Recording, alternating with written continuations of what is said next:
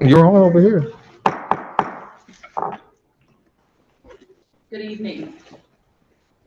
Board of Alders notice, New Haven. The City Services and Environmental Policy Committee of the Board of Alders will meet in person on Thursday, November 14th, 2024 at 6:00 p.m. in the Board of Alders chamber located at 165 Church Street, second floor, New Haven, Connecticut, to hear and act on the following items.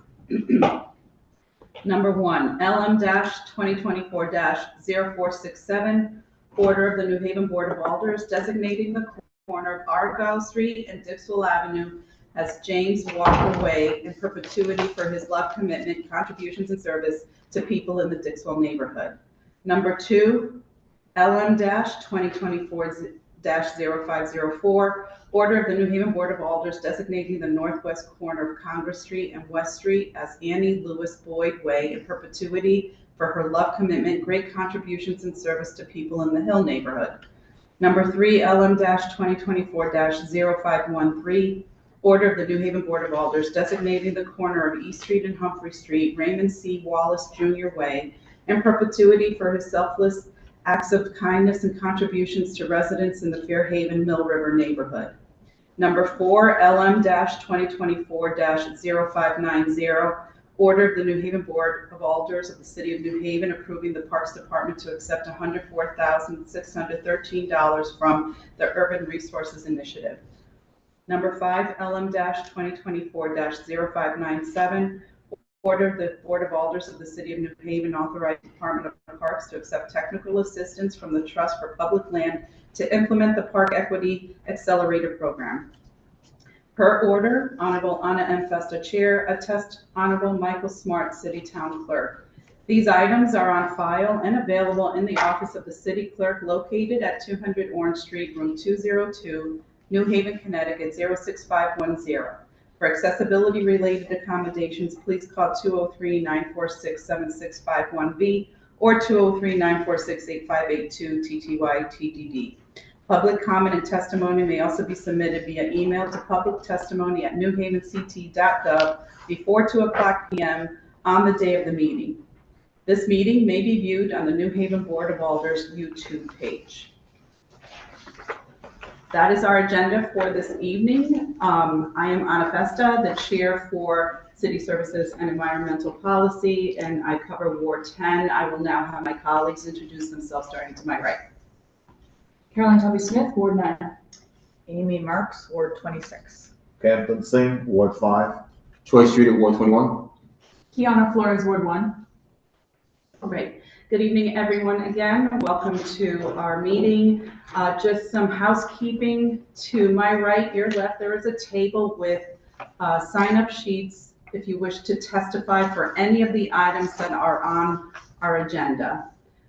So we ask folks to sign up. If you don't sign up, that's okay too. I will still call you up at the end of the night if you wish to testify. So if your name is not on there, that's okay. You will be given the opportunity. We generally do testimony after each item, and then at the end of the night, if you are not here and if you come in late and wish to testify on any of the items, we will allow you to testify, regardless of what order you came in on.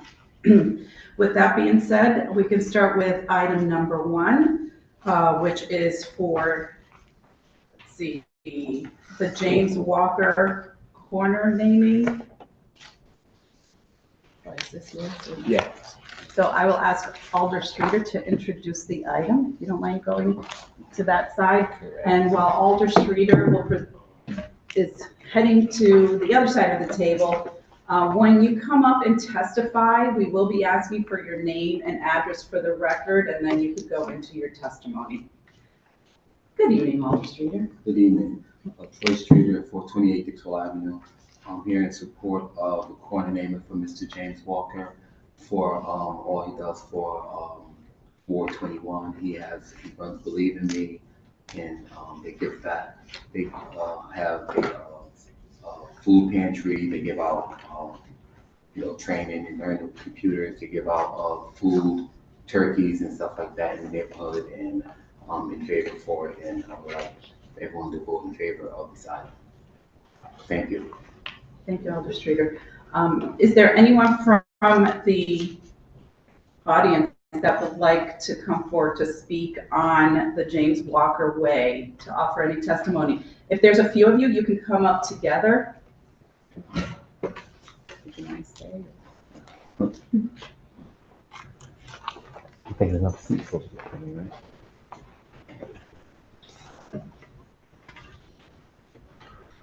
And once again, I will just remind residents that you could come up, have a seat, speak into the microphone.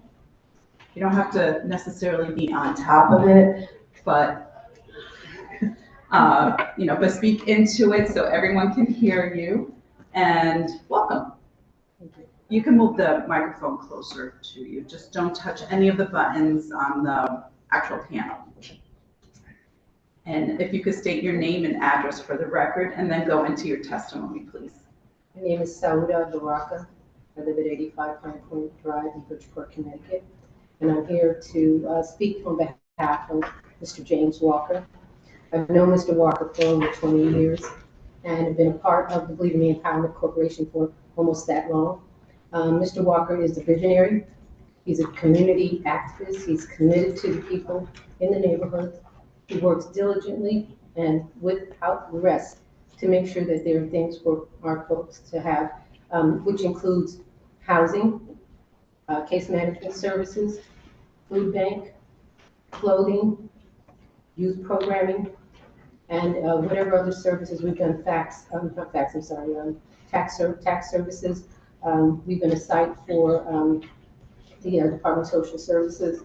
So in recreational activities right now, we operate at 28-bed male facility for people coming out of incarceration or pretrial status with the department, the judicial department.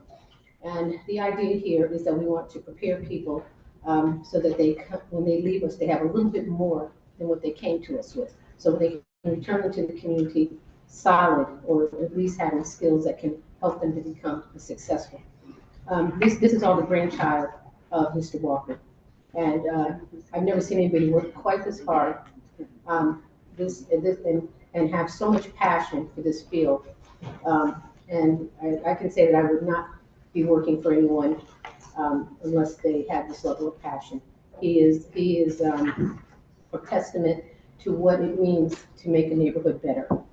And that site on 425 Dixwell Avenue, and the site at 320 Shelton, and the new site that should be breaking ground at 53 Shelton will be a place for community to grow and develop, and will empower our children and our families so that they can grow and develop and to make New Haven a better place. Hello. Good afternoon, good evening. The day is done. Robin Porter, I reside at 99 Division Street, corner of Winchester Division. And I am here to speak in staunch support of James Walker Way. I don't want to belabor the issue. A lot has been said, and it's all true. But for me, when you talk about a phenomenal role model, someone that leads by example, day in and day out, on good days and bad days, the problems that we have in our community, especially with our youth, he is someone that has served and continues to serve this community with total dedication to the point of exhaustion. He has sacrificed so much to serve in the New Hallville community. And even though he has grown up in New Hallville and moved on to Hampton, he is very much vested in the community from which he was raised. And that says a lot, because a lot of times we make it and we don't come back and we don't give back. Mr. Walker has done that consistently his entire life. He has a reputation that supersedes himself. I don't know of anybody that doesn't know him, or more importantly, may not be related to him, right? So his roots are deep, his reach is far, and his heart is pure.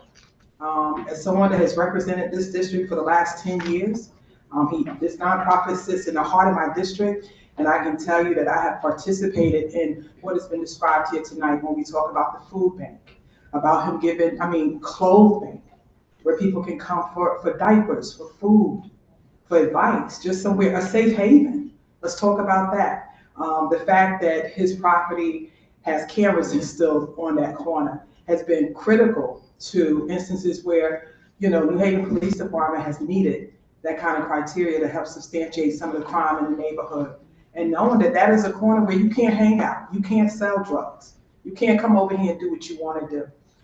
He leads by example. When I say that, I mean that. Like, he really does hold down not just that corner, but New Hallville and throughout the city.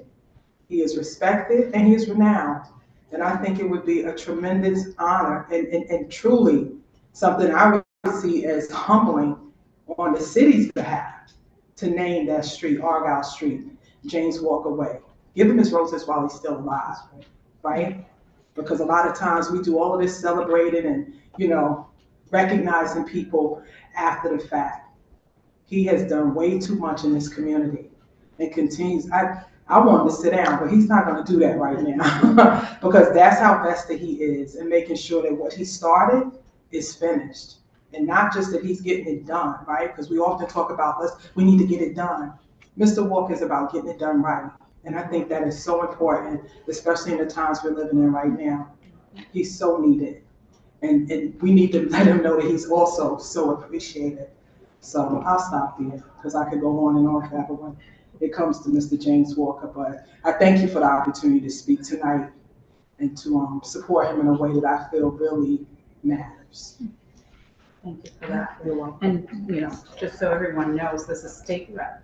Yes, state representative. Represent the 94th District of New Haven in Hampton. Got that Proudly. Yes. Important back there. Yes. And we appreciate your service. Thank you so to the much. state.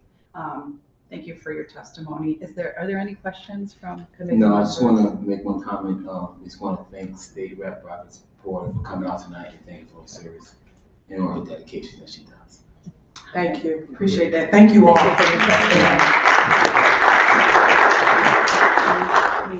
And just for the record, I want to recognize Alder Ellen Cupo as well as Alder Evelyn Rodriguez, who are here this evening.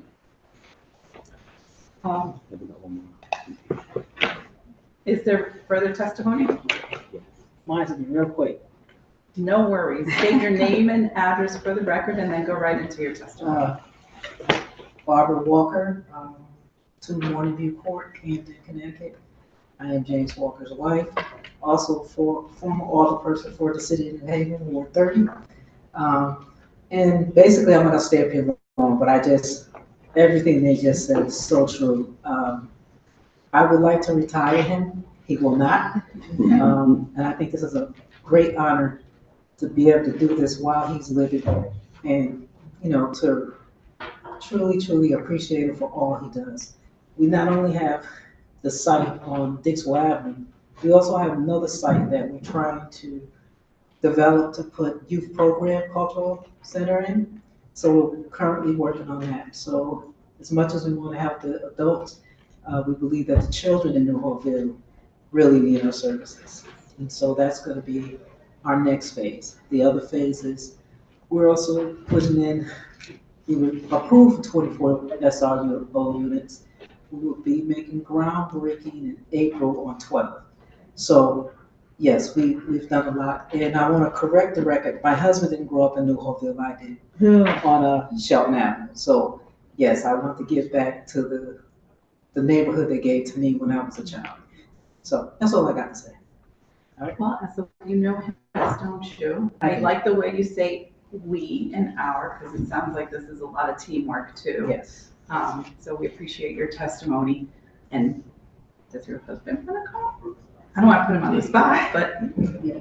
You want to come up? Yes. Come on up, Mr. Walker.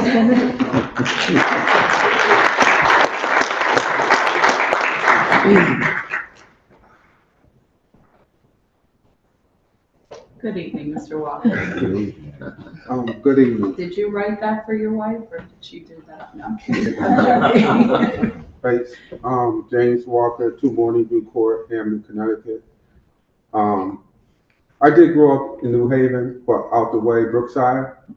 I've been working in New Hallville for the last 2 decades. I enjoy the work I do.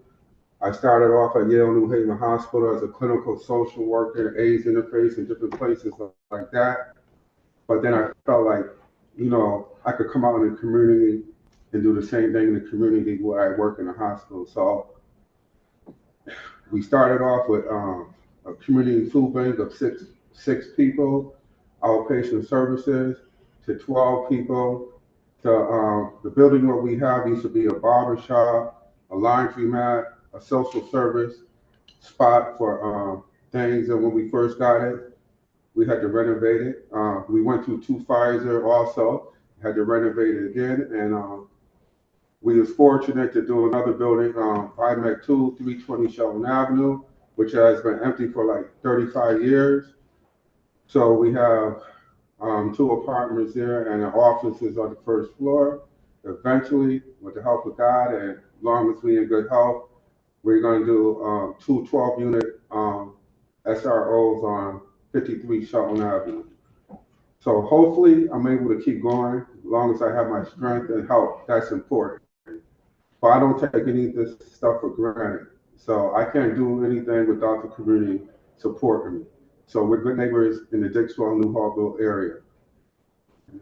That's enough for me to say, I believe. And we thank our alderperson, Troy, who's very supportive of our program. So we thank you for always standing by us. Well, we always like to hear from the person as long as they're here, because it's important to even place a face to the name, as well as, you voice your contributions, which are plenty, and it doesn't sound like you're retiring anytime soon. So wishful thinking there. And we appreciate what you do for the community, because the community needs you and we need you. So thank you for. And I need them too. It's a win-win-win. So Thank you very much, and thank you for coming. I just want to make a comment. I just want to say, I thank the Walkers. They work as a team always for all that they do, and they are very much needed. I'm proud to have them in Ward 21. They make my ward a better place. When people need resources, I'm proud to be able to recommend them to believe in me, and I'm glad to see this come forward. Thank you. Thank you. Thank you for your testimony. Is there anyone else that would like to speak on this item? Please come forward. Once again, anyone else that would like to speak on this item, please come forward. For a third time, anyone else that would like to speak on this corner naming, please come forward. Okay, seeing none, we will move on to item number 2. And that would be another corner naming, and this one is in regard to Annie Lewis Boyd.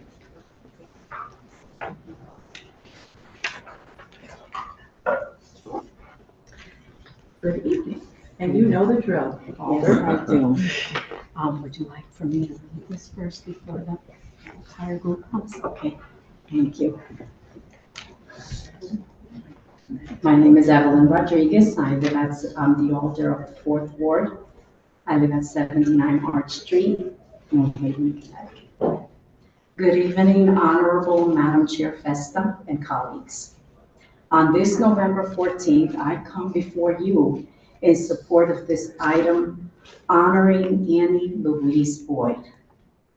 We propose to name the corner of Congress Avenue and West Street the Annie Louise Boyd Way, making her legacy in her beloved Hill neighborhood stand as an official and permanent reminder of her continued commitment in working to help all New Haven individuals and their families have a better quality of life.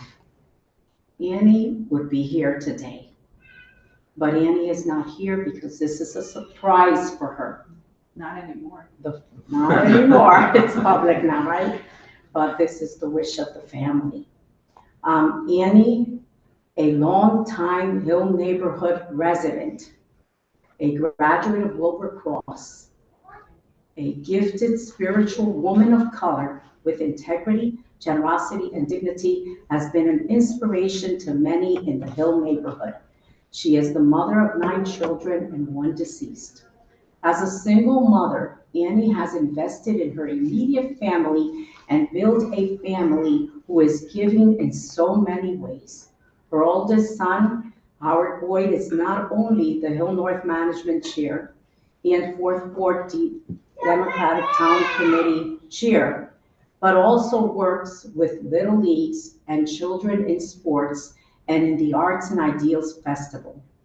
Her other children are also involved in community engagement in the fields of arts, teaching, health, social sciences and services, entrepreneurship, advocacy, and in the past couple of years, her son Raymond Boyd, with his wife, former Alder Jackie James, founded a program that is helping individuals who are leaving the correctional system to become thriving members in communities where they are growing and contribute in positive ways. Many of her grandchildren are also excelling in their professional careers from health services to sports. And Annie has been present not only in their lives, but in the lives of other community children, regardless of their color or origin. Annie has been a mediator to many in politics, the science of governing a people. She has worked with many of our pioneers in the field, in the Hill neighborhood and in our city, such as Tomas Reyes Jr., who was not only Alder of the Fourth Ward, but also president of the Board of Alders for many years. Idalia Marma Garcia, Fourth Ward Chair. Andrea Jackson Brooks, Alder for many years. Walter Brooks, State Representative. And Mayor Tony Hart, John DeStefano, Ben DeLito, and others. When our current mayor pursued a first term, she opened her home so meets and greets would happen between Mayor Elicker and neighbors. Prior to my being elected as Alder, Annie blessed and prayed for me and has been mentoring me. She has attended community meetings and voices openly that we must do better by the community. She demands better for direct services at the neighborhood level and the need for our elected to meet its constituents and never forget that they put us in office and that we should respond to their needs effectively.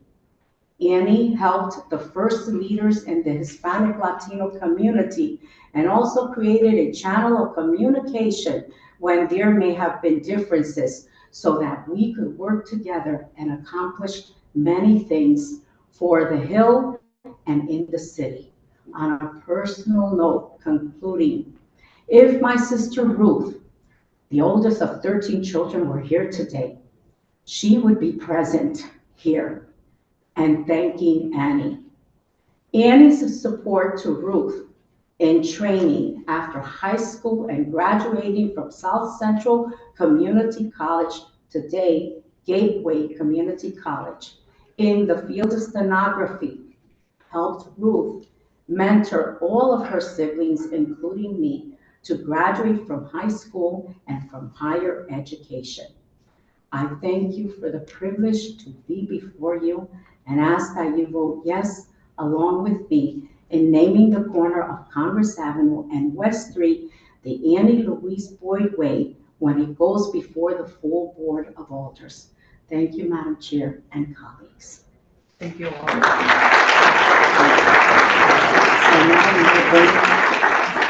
Are there any questions from committee members for Alder Rodriguez?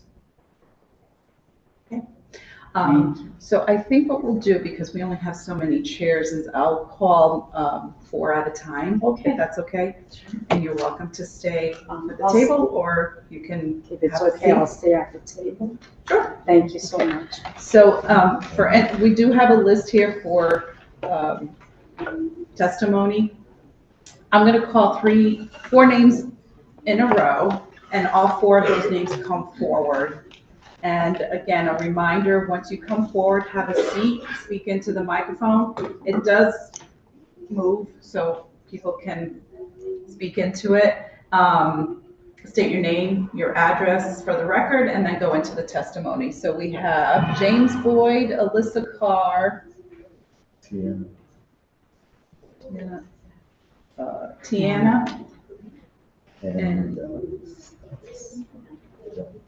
and Nice. Jerry Jones.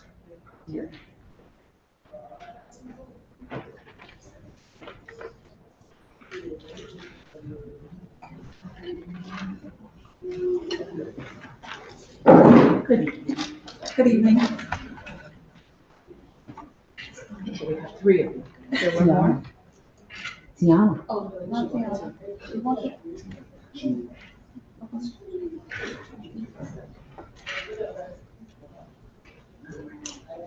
Is there anyone that wants to start? Who wants to start? Okay. I'll start again. Hi, my name is Janet Boyd. I'm one of 9 of Ian kids. Thank you for having us here today in the renaming of Congress Avenue West Street as Annie Louise Way. My mom has and continues to be an advocate for our family. Oh, I'm sorry. I reside at 3 Sherman Court in New Haven, but I'm forever in the Hill. I'm forever in the Hill. So my mom has and continues to be an advocate for our family and others in the Hill neighborhood and beyond. She always say, we can do this, we can do that. You should call this person, and they should already have it in place, make whatever happen. Like, never fail. Seeing my mom at an early age invested in our community made me proud that I started going out canvassing areas also for local representatives or older persons and mayor. It was a lot of work walking, in, the neighborhoods and stuff like that, but I enjoyed it because she enjoyed it as well. Politics was my mom's life, and serving on the boards within the city of New Haven was her thing. Before I even knew what her mayor was, she had us marching down the streets. There was a chant when Mayor Logue was in office, and I remember so well. It was Mayor Logue, that's a fact. We want our money back. And to this day, I don't know what exactly happened. I was so young, but she stood for what was right, and I was right there alongside her, learning the lessons. My mom has participated and asked to be a part of things, but was never really acknowledged in the way that I think that she should have. If she was here today, she would probably sit here and tell you stories, and we'll be here for hours. She just was full of so much information on anything that happened, not only in her neighborhood, in her community, but in the whole city of New Haven, So it's about time that we recognize her in that way while she's here, to give her flowers, let her see that, she's thought of before it's too late. You know what I mean? I don't want to, I get a little emotional when I talk about my family because I love my family. And my mother has been a part of my upbringing, my kids' upbringing, and my family. And I just adore her and would love to see something so prominent that I could look up to and know that, she made her mark here and she will never be forgotten. So I thank you for taking the time out to listen to us. Thank you. Thank you.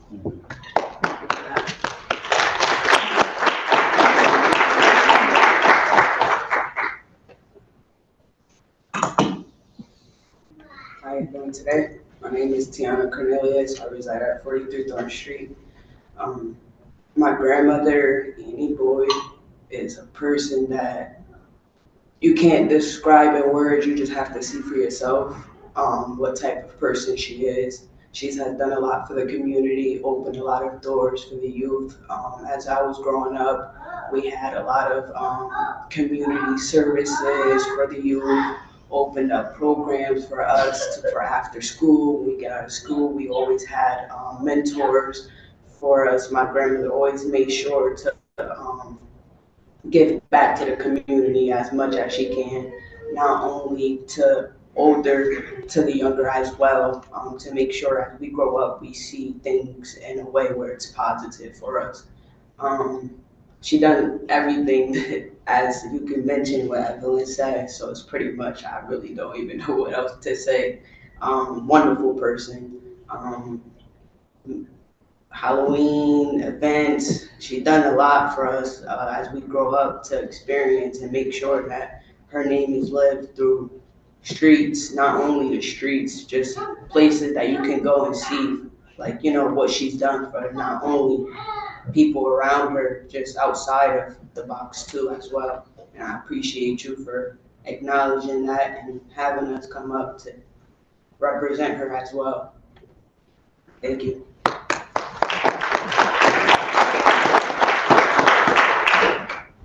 Good evening, I'm Melissa Carr. I reside at 3 Sherman Court.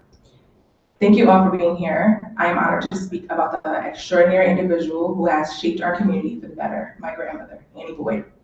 Her lifelong commitment as a leader, mentor, and advocate has transformed countless lives and strengthened our city in immeasurable ways. Renaming a street in her honor is not just a tribute, but a testament to her unwavering dedication. From leading local political campaigns, being on boards of nonprofits, even running summer camps. Yes, my first job right on Congress in West, my grandmother was my boss. To supporting families and empowering the youth, she has been a true symbol of service and compassion. She has instilled in me what it means to give back and support those who need us. She has molded me into the lady and professional I am today. I'm currently serving as a unit director at the Boys and Girls Club, one of her many former jobs, which I believe is carrying on her legacy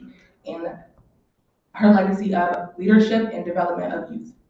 Let this street serve as a reminder of her legacy and inspire future generations to uphold her values of unity, resilience, and kindness. Thank you for considering this proposal to recognize my grandmother's profound contributions.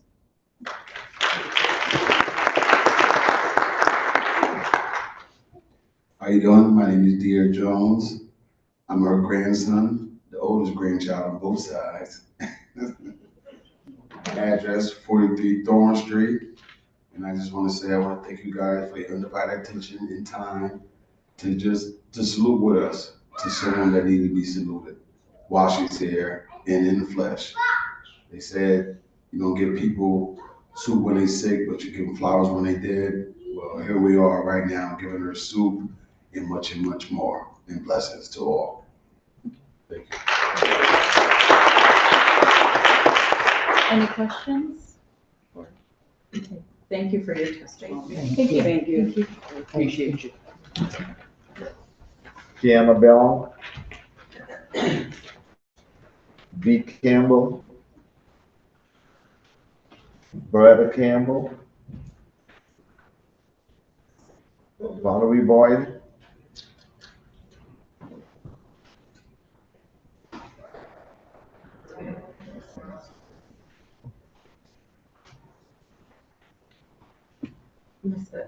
Excuse me, is this list for all the corner namings or just? It's all of them, but they're, all of them are on there, or Oh, you got to see. this one, except for the very last person I had to sign in who'd already spoken. Okay, thank you, sorry. Some of them signed in, but they didn't know about speaking, but they just here to represent. Well, then they need to come forward and speak now because their names. But I do have quite a few that I didn't invite that would like to come up Miss to James. speak. Jacqueline James. Jacqueline. And you have Sheila Boston. And Ray Boyd. Ray.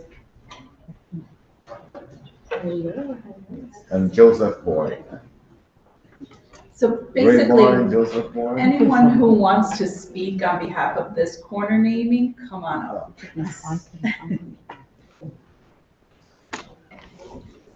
Pull up chairs if we have to, so no hurries. Right.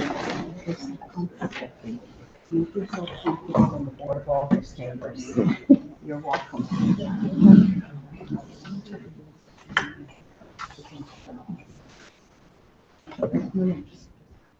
Just here. Oh, Did you all sign up on this? No, didn't. Okay, so whoever hasn't, if you don't mind, just filling out that form, that would be great for our records. Do you need a pen? Mm-hmm. All right.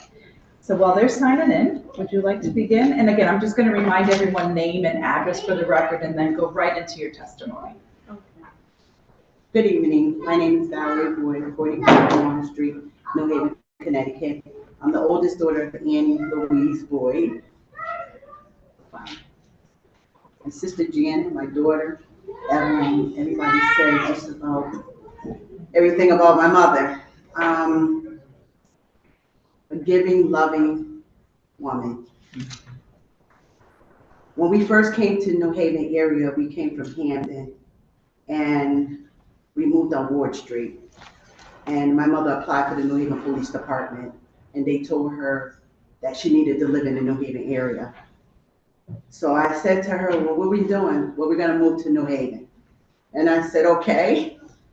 I find that as me growing up, my siblings were younger, so I was old enough to understand what she wanted to do, where her heart was, what she wanted to gain in the community, and what she wanted to leave behind. She was always a woman to helping, giving. Wasn't a rich family, but our heart was rich, and that's what she reminded me of every day.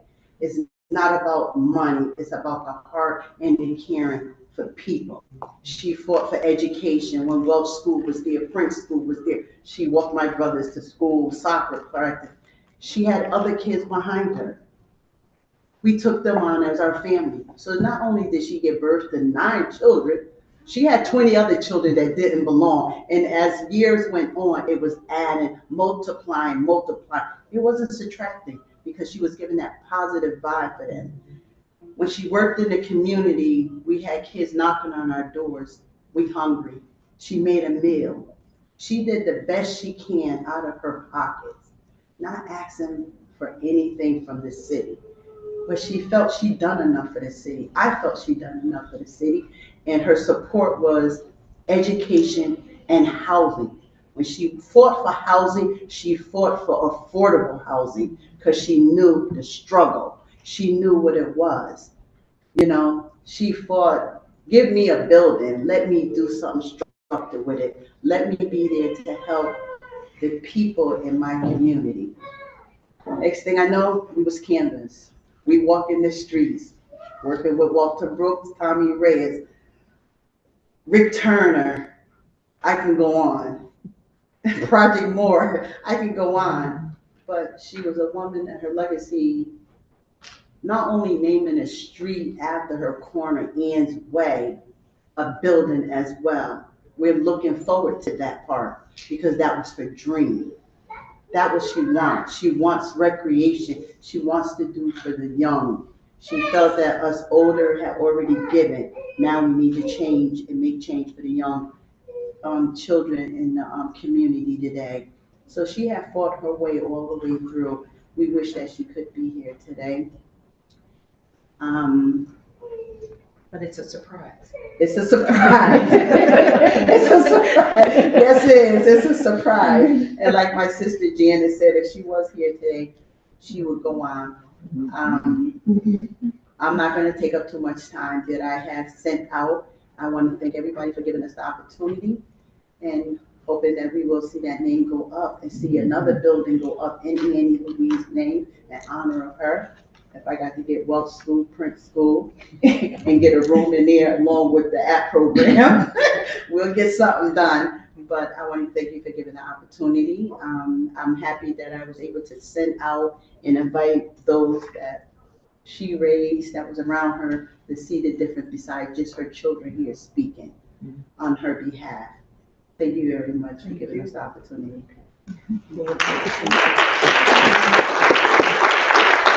Hello, my name is Jacqueline James. I currently reside at 43 Village Circle in the town of Hamden. Today is truly an honor and a privilege. I've sat in your seat and have approved many naming of streets, but this one is special. Annie has actually been a part of my life, all of my life. She was a very dear friend to my parents. My mom and dad, my mom has since passed. I recall going to her house when she lived in the Brookside area as a child, and actually Val taking me trick-or-treating when I was like 7 years old. So I've been a part of this family forever. The one thing that I do know for women growing up in our community, Black and brown community, the most important thing to them are their children. And for me to sit here and ask for support in the name changing, again, it's an honor. I think I have the best part of her, and that is her son, my husband. So, you know, when I got involved in politics, there weren't women that I knew of that looked like me that I could connect with. And the irony was that when we moved into the Hill neighborhood, my father actually took me to Ann's house, which she did not live far. And we began to talk about the community and my thoughts and plans for running for alder. And she was one of the women that encouraged me to get involved. And 25 years later, she's still a part of my life, a major part of my life. We go, we debate, you know, we tell stories, but her legacy is far greater than a street name. That was absolutely right. You know, it is women like Ann Boyd that inspire young Black girls in our community. And we don't see a lot of that. We don't have a lot of that in our community. So to be able to name something after someone that actually has contributed, and we've seen it and we felt it and we will continue to feel it forever and ever, from the cleanup of the Congress Avenue area to development of schools and housing, to building programs, to establishing strategic partnerships, to the Hill Development Corporation. It is all with the help and assistance of Ann Boyd. So her legacy will live beyond the street naming, but I think, you know, it's very simple to name a street after someone. And we should consider doing some other things, but I am asking for your consideration in this effort. It's meaningful, I think, to her children, but it is also a thank you to Ann Boyd. It's something that she can see while she's living. And I think that is very important. So again, I hope that you consider it. I also want to say that I am in 100% of James Walker. James and I met years ago at Youth Continuum. We worked together. Then we went on to work at DCF. He's a phenomenal community advocate for those that live in the Dixwell, New Wall area and throughout the city of New Haven. So I also stand in support of that. I think it's, again, meaningful that our children begin to see their heroes and their sheroes in their community while they're alive. So thank you. Thank you. Hello, my name is Ray Boyd. I live at 43 Village Circle in Hamilton. I am my mother's knee baby, as she would call me. I am the 8th of 9 children that my mother bore and raised. I'd just like to share a little bit of my story with you, if I could. At the age of 17, I was charged with murder, and I was tried and convicted as an adult, and I was sentenced to 50 years. I served 30 of those years in an adult environment, Connecticut Department of Corrections. I came home November 15th of 2021 after 30 years. Upon my entry into prison, I was reading on the 3rd or 4th grade level. I was a 7th grade dropout. As I sit here before you today, I am the program manager at Yale Law School, over the Law and Racial Justice Center. I am employed by UConn's Law Institute of Municipal and Regional Policies as a research technician there. I am also employed by the Connecticut Project, working with the Census Commission here in the state of Connecticut. I am also contracted with the University of New Haven and the Tau Juvenile Justice Initiative, working with issues around juvenile justice and policy oversight committee at the legislative office. I am also the co-founder of Next Level Empowerment Program, which I co-founded with my wife, Jacqueline, to service men and women returning from any term of incarceration here in the city of New Haven. I am also the owner of RBB Consultant Services, where I've worked on 2 successful documentaries on social injustices that take place at home and abroad. I'm going to keep mine very short because what you see before you today is what my mother bore. I allow situations and circumstances in my life to allow me to make poor decisions in my life. They say everything in life comes full circle. This is the child that Ann always wanted this is the child that she always aspired. She always aspired for greatness in all of her children. And this will be a much deserved honor for her because not only did she install in me what you see, she's done that in the community. She's done that in the city as a whole. So I don't think there will be any other greater honor than to give her Ann Louise BoA. Thank you.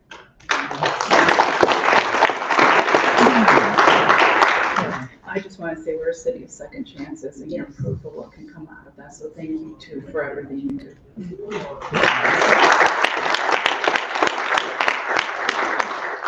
Hi, my name is Mary Ann Newland. I live at 504 Columbus Avenue. I came into Annie's life from my mother. Annie and my mother were best of friends. My mother moved up here when she was a teen. The first person she met was Annie Boyd. We always lived in the Hill.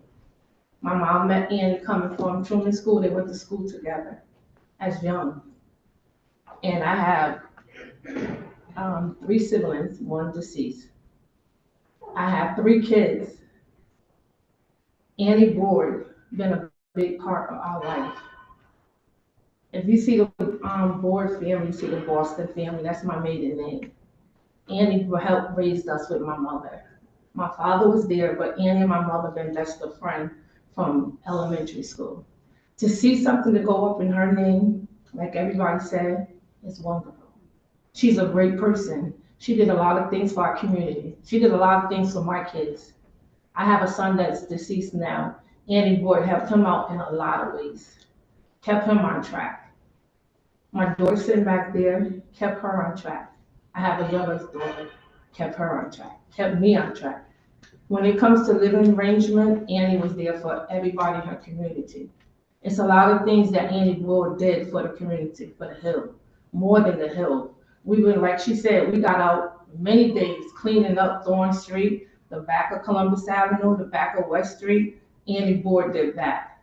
And when you say Annie Boyd name, that's a big name in the community, in a lot of different communities. I could go places and now, and I say, oh, you know Ann? They're like, oh yeah, I know Annie Boyd. She's there for everybody. She would give you the clothes off her back if she had to. That's just how special she is to me and my family, and to a lot of people out here. So like I said, everybody already said things that you want to repeat over about Annie Boyd, but it's the truth. She's a loving person, and I will be glad to see something in her name. Thank you.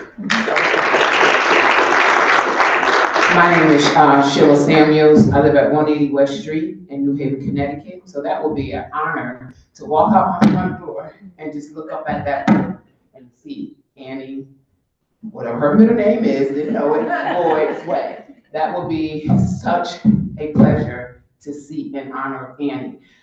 Reflecting on what my sister said, and majority of her kids and everybody else that said something about Miss Boyd. Annie Boyd had Rosa DeLaura to come in the back of West Street to honor our youth that went from high school straight to college. That have never happened, and my son was one of them.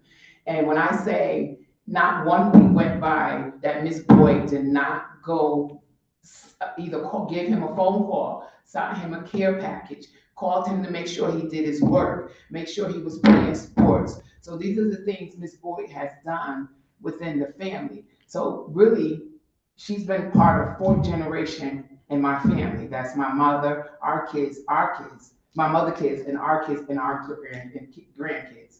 So it's not like she just came into a life, she came into a family, and we consider her as mom, grandma, auntie, whatever comes out, we call her. And I got into management because of Miss Boyd when she worked at West Street Housing. I would go in and she would be doing this, and I'd be like, Grandma, what you doing? And she'd be like, you so nosy, and I'd be like, yes, but she's not understanding that I'm learning from what you're doing. And then we had a board, and she was like, I need you on this board. And I kept telling her, no, no, no. So she taught us everything that we needed to do. And to say this room should have been filled, but we're thankful for what's here, because this lady has put an impact on everybody, not only in our community, other communities. And I know because I've seen it. So this room, people should have been standing, everywhere. And it's a shocking that half of West Street housing is not there, because she played a part in the past and the future there at West Street House. And she still calls me on certain things and be like, you need to do this. And I'd be like, Grandma, I'm not doing that. I'm at work. You do it. And she'd be like, no, I need you to do it, because you know, you guys are in the age range now. Grandma's getting a little older. So once again, this will be an honor, and I salute her, and I will always salute her, because when we lost our mom, she didn't miss a beat. When we lost my sister, she didn't miss a beat. When we lost my nephew, she didn't miss a beat. When we lost my dad, she didn't miss a beat. So this will be an honor, a pleasure, and one happy moment to walk out my front door and see that sign in our neighborhood. So thank you.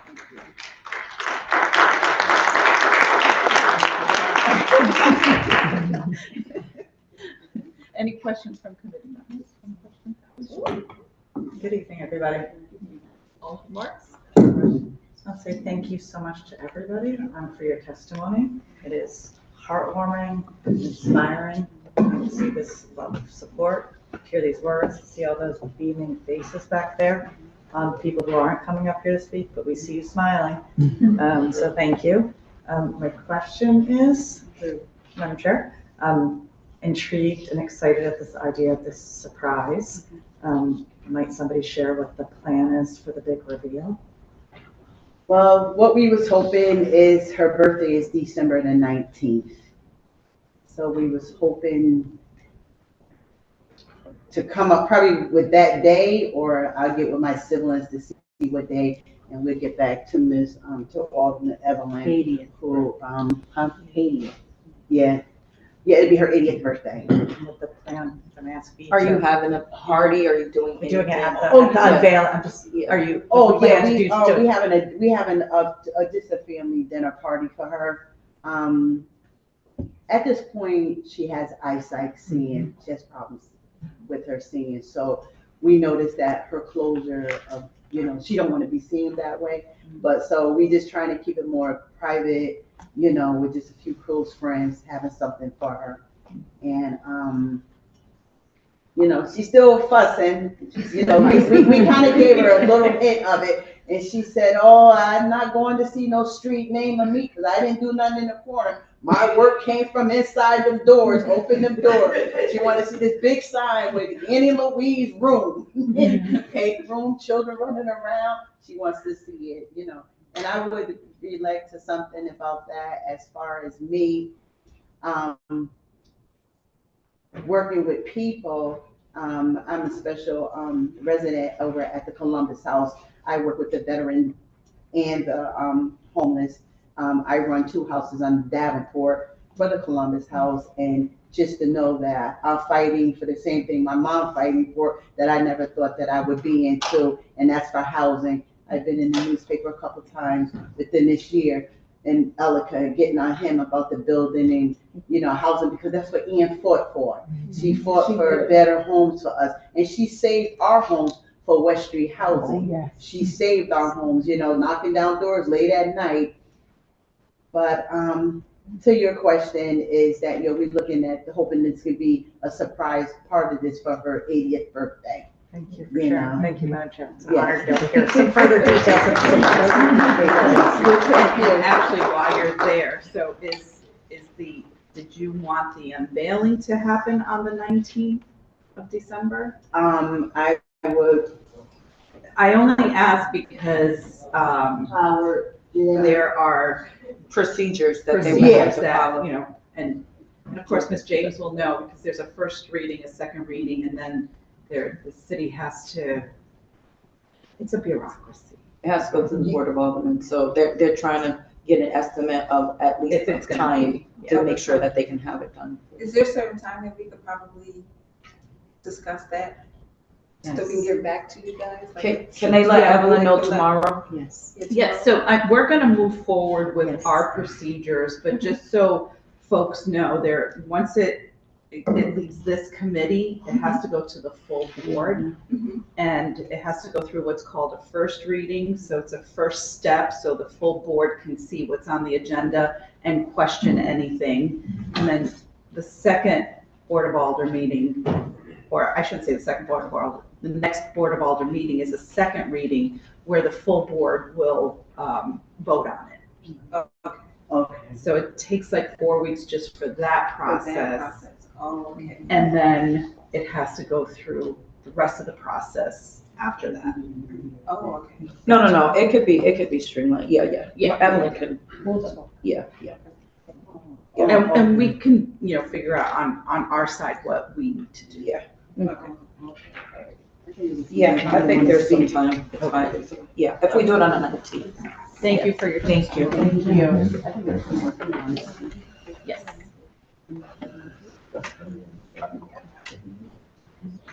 If there's anyone else that would like to speak on this item, just come forward. Again, for Annie Boyd, if there's anyone else that would like to speak on this item, just come forward. Yes, your sons are here, Joseph and Howard. Yes, we have Joseph Boyd.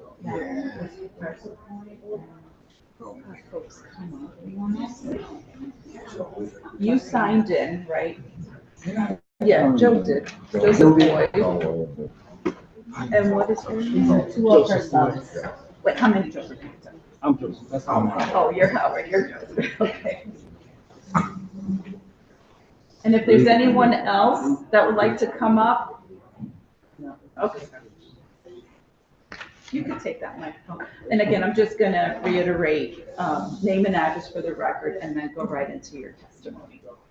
Yes, how you doing? I'm Joseph Boyd. I live at 819 Congress Avenue. I'm Annie Boyd's youngest son. The baby. Yeah, so if you look here right now, we have 9 and 1. So with me being the youngest, all of this I witnessed in between. 48 years,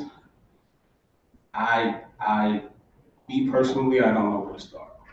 I can tell you stories as I can be with someone Hispanic and somebody say, I didn't know you knew Jose, and I'll say, Jose's my brother.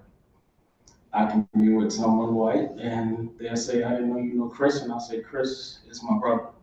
These are people that my mother took in throughout the years, and throughout my life, I never knew how to not be humble and treat people as I needed to be treated, because that was what was instilled within us. Again, I like to be short to the point. I say, watching my mother tell me many stories of her being a Black Panther from the Breakfast Club and the breakfast program that they created to feed people, to politics, like my sister said, campaigning.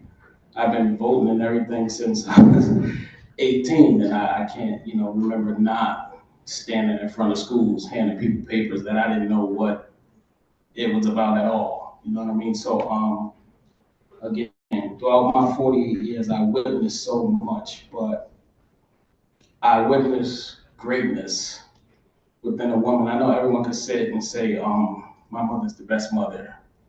Everyone feels like that. But my mother's special. It's something different. I watch her lead lost kids in the neighborhood to celebrities that walked in and out of my house. There was nobody that I see encounter my mother in ill will. I never seen my mother angry to a point as if, people would yell on the street or fight. I never witnessed any abuse in my household. I never seen anything out of character around me due to what I followed from my mother. 9 kids, 3 girls, 6 boys, shoe fights in the basement, and it just goes on and on as to what I see as something that's unconditional within not just a household, but a community. I witnessed her raise the community. I think in the city of New Haven, if you pop up at a random place and you mention a boy name, somebody will say, I know them. Not because of who we are as individuals, but because my mother's presence, city hall, school systems, police department, fire department. Within her, I witnessed greatness. I witnessed greatness. It's something that she instilled in us. Again, I can go on and on. I don't even know where to start. What Evelyn said, it was something that just touched me, and I was like, I'm not going up there and saying nothing after that. But as I witnessed what everybody else had to say, I noticed that I should just say something and be short to the point. Again, I'm her youngest son. I witnessed so much, but I witnessed greatness within my mother. I think that it's imperative that we honor her with this because one thing you will witness, if you come to my mother's house on her birthday, Christmas, Mother's Day, you will see flowers on tables, but they probably didn't come from any of her kids that you see back here because my mother always tells us, you know, don't bring me no flowers, flowers die. Give me a hug, because I can hold on to that forever. That corner will be there forever. So me personally, I think it's imperative that her legacy lives on in that community after all she did. And that's, that's just where I'm at with it. And I thank you all for the opportunity to just take this into consideration. Thank you.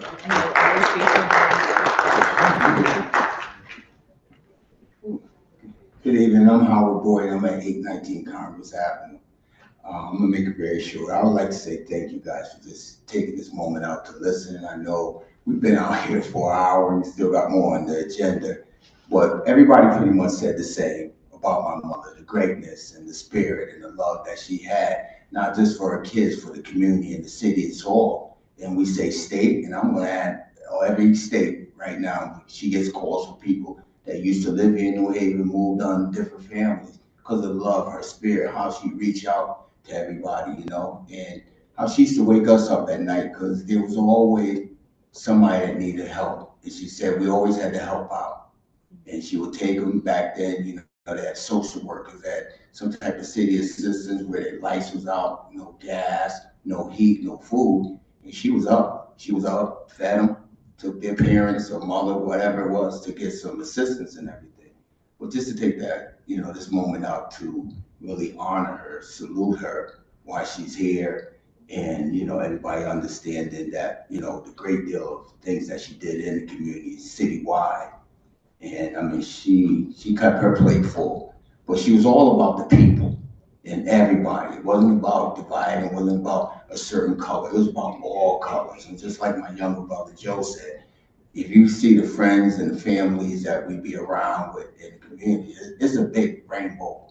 It's everybody involved. And that's what the type of person she was. She never downed nobody. And she always taught us, whatever person's situation is to always live because it could be you. Okay? And just to have that corner, street, way, highway, building, we're going at it all. But I would like to say thank you this evening for everything. And thank everybody that got signatures. Thank Evelyn Rodriguez for being an alder and, my leadership in the community where she's on her debate every night and she's always at me about just being active in the community, right along with my family and friends and everything. So my involvement in the community, and I know when I leave here, there's a whole list of stuff we got to talk about. And she didn't been here, like they said, as a surprise, but she would have tried to debate y'all on a lot of stuff in the city. So again, I said thank you. I know it's getting late. Thank you guys. And thank everybody here this evening too for your patience and hearing the story. Thank you guys so much. These are the stories we like. Thank you. Yep. Thank you. Take care of you. Is there anyone else that would like to speak on this item? Please come forward. Is there anyone else that would like to speak on this item? Please come forward. And for a third time, anyone would like to speak on this item, please come forward now. Okay, seeing no one, we will move to our next item, which is number 3. It's also a corner naming for Mr. Wallace. Which way are you doing this one too? No, I will ask Alder Cupo to introduce the item, and then we will take testimony.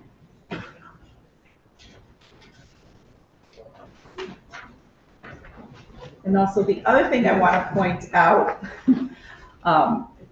our group cannot legally change street names, so these are corner namings.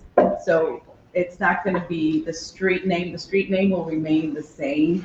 It's just the corner will be dedicated to the people because technically we can't change the street. Good evening. Good evening. My name is Ellen Kubo. I'm the alder for Ward 8, and I live at 20 Brown Street.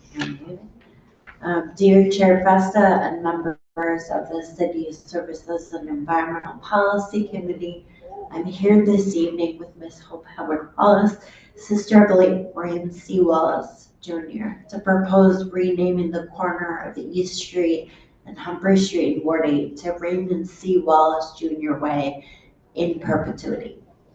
This proposal has strong community support demonstrated by the signatures residents have collected. Renaming this corner would honor Mr. Wallace's lasting impact on our community and serve as a reminder of his dedication and contributions to New Haven. I strongly support this proposal, and I hope that you will also. I'd like to turn it over to Mr. Wallace's sister. Good evening. My name is Hope Wallace Howard. I'm the sister of Raymond C. Wallace Jr.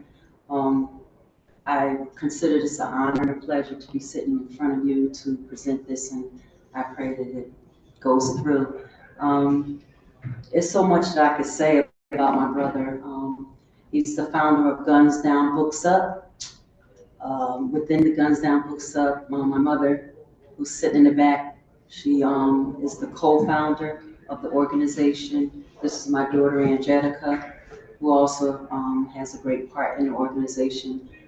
Besides Raymond actually running the program, he has done so much in the community, not only in Alderwoman Cupo's ward, but also throughout the New Haven area. He's worked for Dr. David Johnson for the Alive program for 9 years, so he had the opportunity of servicing 4 schools, including 2 high schools, so 4 middle schools and also 2 high schools. And that program he started was the Young Kings, where he actually worked with a bunch of young men to help them be successful in education, also in the community. So his ties are very, very much, it's enormous, feeding the elderly, especially in Bella Vista, residential senior development, feeding the youth, tutorial programs throughout the New Haven area at the libraries, providing coats, shoes, sneakers, whatever he could to actually service the New Haven area. The Jocelyn Park is where he would have his youth summer programs, the sports and the talent shows, and there would be a big cookout every summer. So it was like a weekend thing for 13 years. I can go on and on. He's helped young men when they came out of jail to get their pardons. And the reason for that is when he was young, he got caught up and out. So he was able to be that story, not tell a story, they saw a story in him. And so it was good that they were able to connect. I can just go on and on. It's just so many things. And he's received numerous awards when he was living. So to do this, to name a street after him would be just, it will be miraculous, you know, for us to actually see this. So I don't want to get all choked up, and this seems like where I'm going, but I don't know if my daughter want to add anything. The only thing we need is state your address. I'm sorry. I live at 83 Palmieri Avenue, New Haven, Connecticut. I had the pleasure of getting to know your brother. When I first ran for alder, he was an impressive human being. I'm sorry for your loss, and hopefully his commitment to the community will just continue through you. Yes. And you. Yes. He was really an impressive human being. Thank you. And yes, it will continue. I took over the position, so his legacy with Guns Down, Books Up will and is still in effect, and we plan to do a lot of work with Alderwoman Kupo, and also with Alderman Streeter. So we have connections, and so we will keep the legacy going. Thank you. Did you want to say it? He's a phenomenal man that will never be forgotten. No. Alder Streeter. Yes. It saddens me to even speak of Ray in, when I'm not being here. Like they say, he was a remarkable guy, did a lot for people, very caring person, and it saddens me that he's not here, but it will enlighten me to see the corner naming for him, because he dedicated his life to helping people.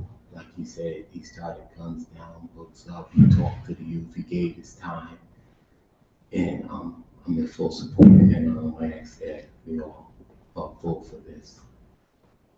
And it's good to see you out there tonight. Any questions from committee members? Okay. He had stories on how the youth would just show up on the front porch of his house, seeking his advice. Yeah. And that says a lot about your brother, that they trusted him. So happy that you're continuing his legacy, and we thank you for being here tonight. Thank you so much for having us. Thank you. Is there anyone else from the public that would like to speak on this item?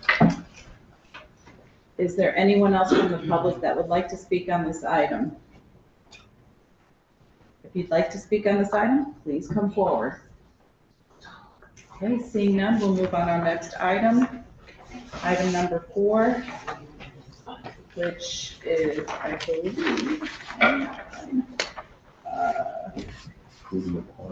the Urban Resources Initiative. So we'll have Danny.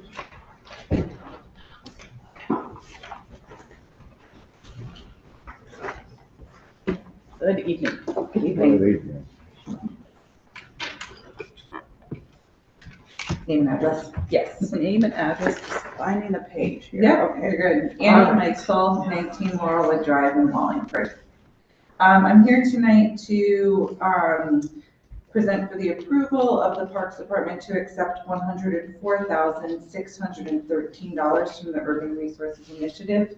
This money is coming from those 2 grants that we received. The city got one, Urban Resources Initiative got one, to double the tree planting by 500 trees per year. So per year of that 500 trees, 350 are going on the streets in our environmental justice communities, and then 150 are split between parks and school grounds. So 75 trees per year in parks and schools in environmental justice neighborhoods. And so this money will be money paid annually from the Urban Resources Initiative to the Parks Department to support the care and maintenance of those trees through watering mainly. Whether that's through how it's going to be spent is still a little bit up in the air, but it would be either the hiring of seasonal staff. Some of it can also be used for contractors like Emerge. And then if we need any tools, equipment, or supplies to do that watering.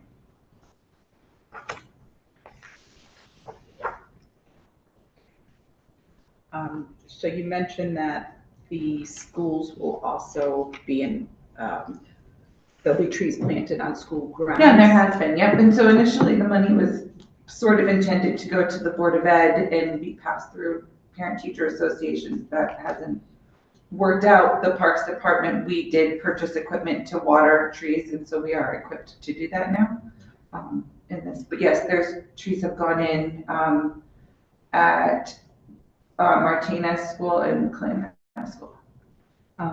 And are the kids involved in the whole process? They are involved in the planting, and the problem is that they need to be watered in the summer when there's not kids there. So they're helping somewhat, but for the most part, this past summer, the tree division staff did take on all of the watering. Okay, so they're watering it. We are doing it primarily rather than the students. Okay. Yeah. And in the environmental justice areas that you mentioned, have any already been planted, or it's? Yep, so there's been 30 at Benjamin Martinez School. Clinton Ave just got.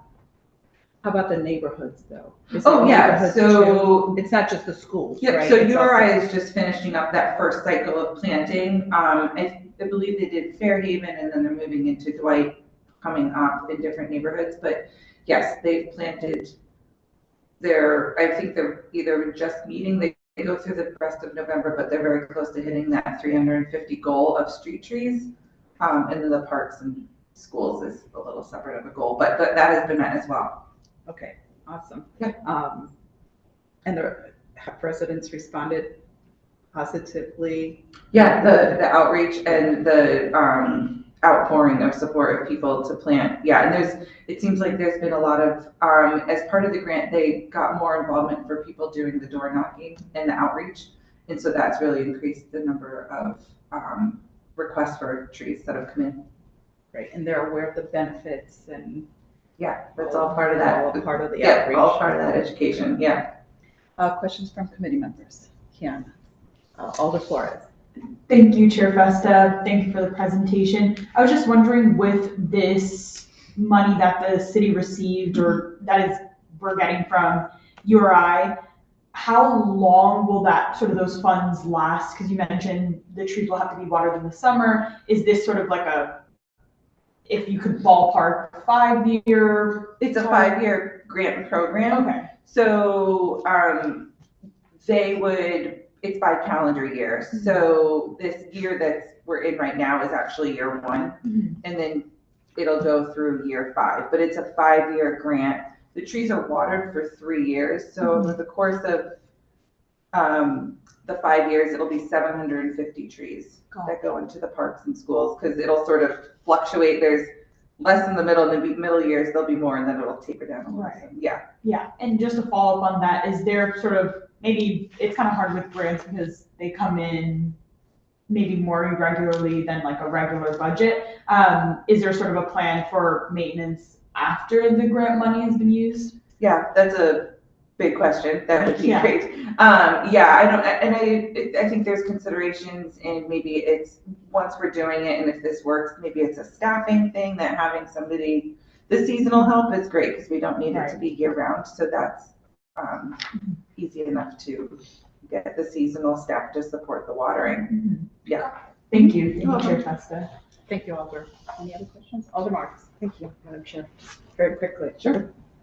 Just want to make sure I'm understanding the money. That's okay? Sure. Am I correct in my understanding that this was federal government money that went to URI? Yeah, that they can sub-grant. And now you're asking of the Board of Alders to authorize the receipt? Yes. Back to the city? Yes, there's no requirement of match or anything on our end. It's more of a pass-through of the federal funding through URI to the city to support the tree maintenance of the new trees. Thank you. You're welcome. Thank you for confirming my understanding. Thank you, Madam Chair. Thank you, Alder Streeter. Thank you, Madam Chair. I don't have a question, I have a comment. I just would like to commend you on the job that you do. Every time I call upon you, you always come out. Thank you. I know I do call you a lot. That's all right. And I thank you for your service. Thank you. Okay, Alder Singh. Thank you, Madam Chair. Also want to say thank you to Ms. Ann for coming out. Anytime I called her, she's always there. I want to thank you for your service and Thank you. to our community. Thank you. Yes. All right. Other questions? Alder Marks. If we are making Wait, comments, I- I couldn't thank Ms. Ann as well for her responsiveness to constituencies. There you go. Okay. Thank you, Alder Mortz. Just a question regarding the potential hiring of jobs. It's $72,960. How many positions is that? That was one position, it's one seasonal position for 5 years. So it's 120 days of employment. So it could go two ways. They could be hired for a year for 19 hours a week, or they could do 120 hours consecutive for seasonal, and that's what that math is that. So it's not enough money probably to do all the things we need to do, but it'll support it a little bit, and having, if it's a regular employee with a seasonal staff, that's to do it. And if we can also support Emerge in them doing it too. Any of those. And because it's seasonal, is it someone, you have someone already? No, we would hire them. Hire them. Yeah. And it's just, obviously a temporary position, and seasonal means, is it a student? Is it? No, it doesn't have to be a student. Yeah, it can be an adult. And is it the same person that will do it every year? I think that would be dependent on if that same person came back each year. We do, in just the park system in general, have repeat people who come back as seasonals. Like if they work in a school for the school year and they have the summers, they come in. Yeah. Okay. And so that definitely has happened. Okay, but it's for just one position. Okay. And then the other funding will go towards purchase of equipment. If needed, yeah. Right now we're pretty well equipped. We do need some not very expensive things but yes, it can go towards tools, equipment, supplies. It can go towards hiring staff. It's very flexible in how we spend the money. Okay. So there's no, it'll be spent according to the needs that. Yes. Of that moment for that year. Yes. Okay. My goal would definitely be to use it for the seasonal work first and then see how we can get through there. Now, when it comes to the schools, they get the funding, or you're still in charge of how it gets spent? It would still go to the Parks Department as caretakers of the school trees. Okay. Yeah. So it doesn't. When they originally wrote the grant, they thought maybe the Board of Ed could take some and. Yeah, and that's what I heard. Yeah. At the beginning of the and that presentation, hasn't but that worked. didn't. Nope. Okay. So like I said, this past summer, we took care of those trees, and that's how this is written, is that we would continue to do that just for streamline and making it easy. Okay. Yeah. Okay. Perfect. Any other questions from committee members? No? All right. Thank you very much. Thank you. Thank you.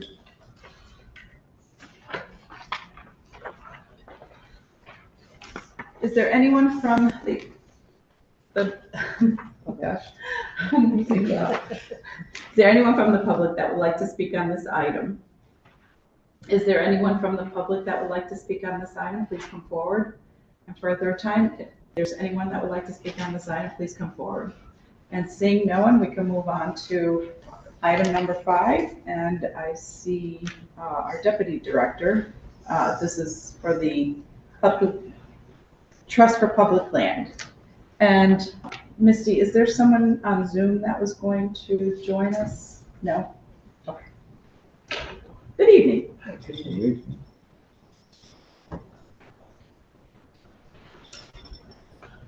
Hi, good evening. So just to reiterate once more, name and address for the record, and then you can go into your presentation. Sure. I also, you know what, before you do that, I just want to recognize we do have our new park director that is here, Max Webster. Welcome. Glad you could be here tonight. I know you're freshly new in the position, but happy to see you here. Go ahead.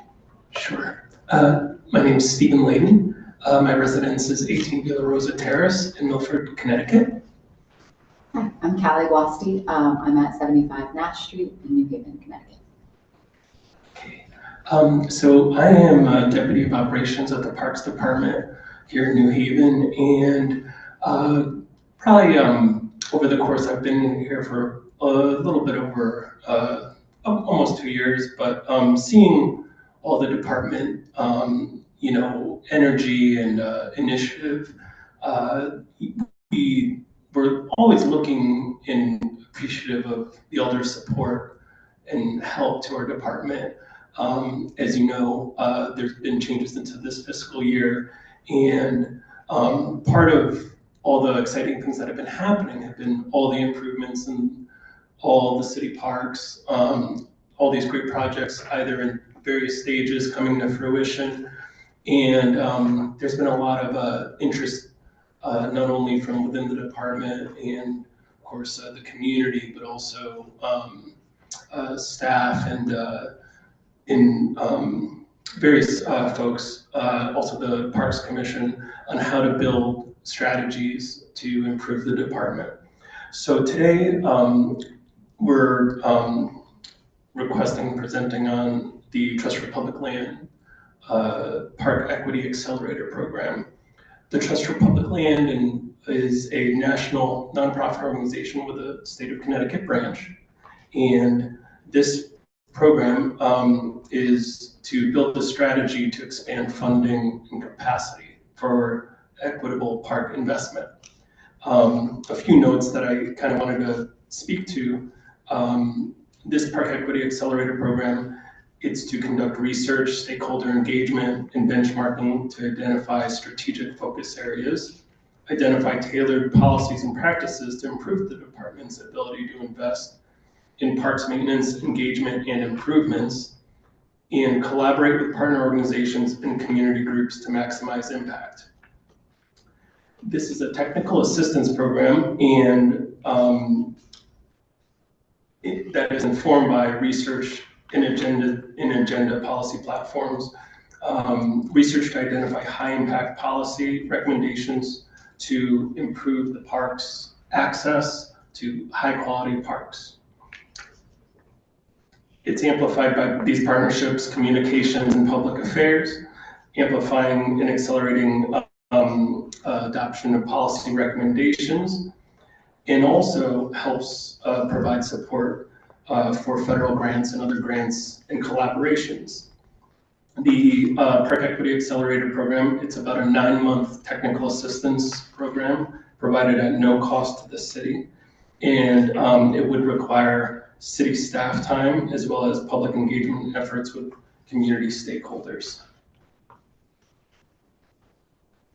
I'd like to invite Callie Guasti, our Connecticut Senior Program Manager at Trust for Public Land, who is glad that she was able to join in person and just to speak on the Park Equity Accelerator Program. Sure, thank you for having me. I'm actually not part of this program, but I happen to be a Trust Public Land employee, so I got up to speed, and I happen to be a New Haven resident, so happy to be here. Thanks for having me. Yeah, so so this program, basically, Trust Public Land in general is really about decreasing and increasing access to the outdoors, believing that access to nature is really a fundamental human right. So we do this through many things, including creating parks, creating trails, land conservation, schoolyards, things of that nature. So this program specifically is focused on technical assistance, and it does it across the country, and provides this service of basically rethinking maybe budgets, how to reallocate money more effectively, thinking of new funding mechanisms that might increase park spending, things of that nature. So I'm excited that New Haven might be a part of that. Also, Bridgeport is also going to be a part of that this year, so could be a good contrast. And yeah, any other questions? Be happy to take.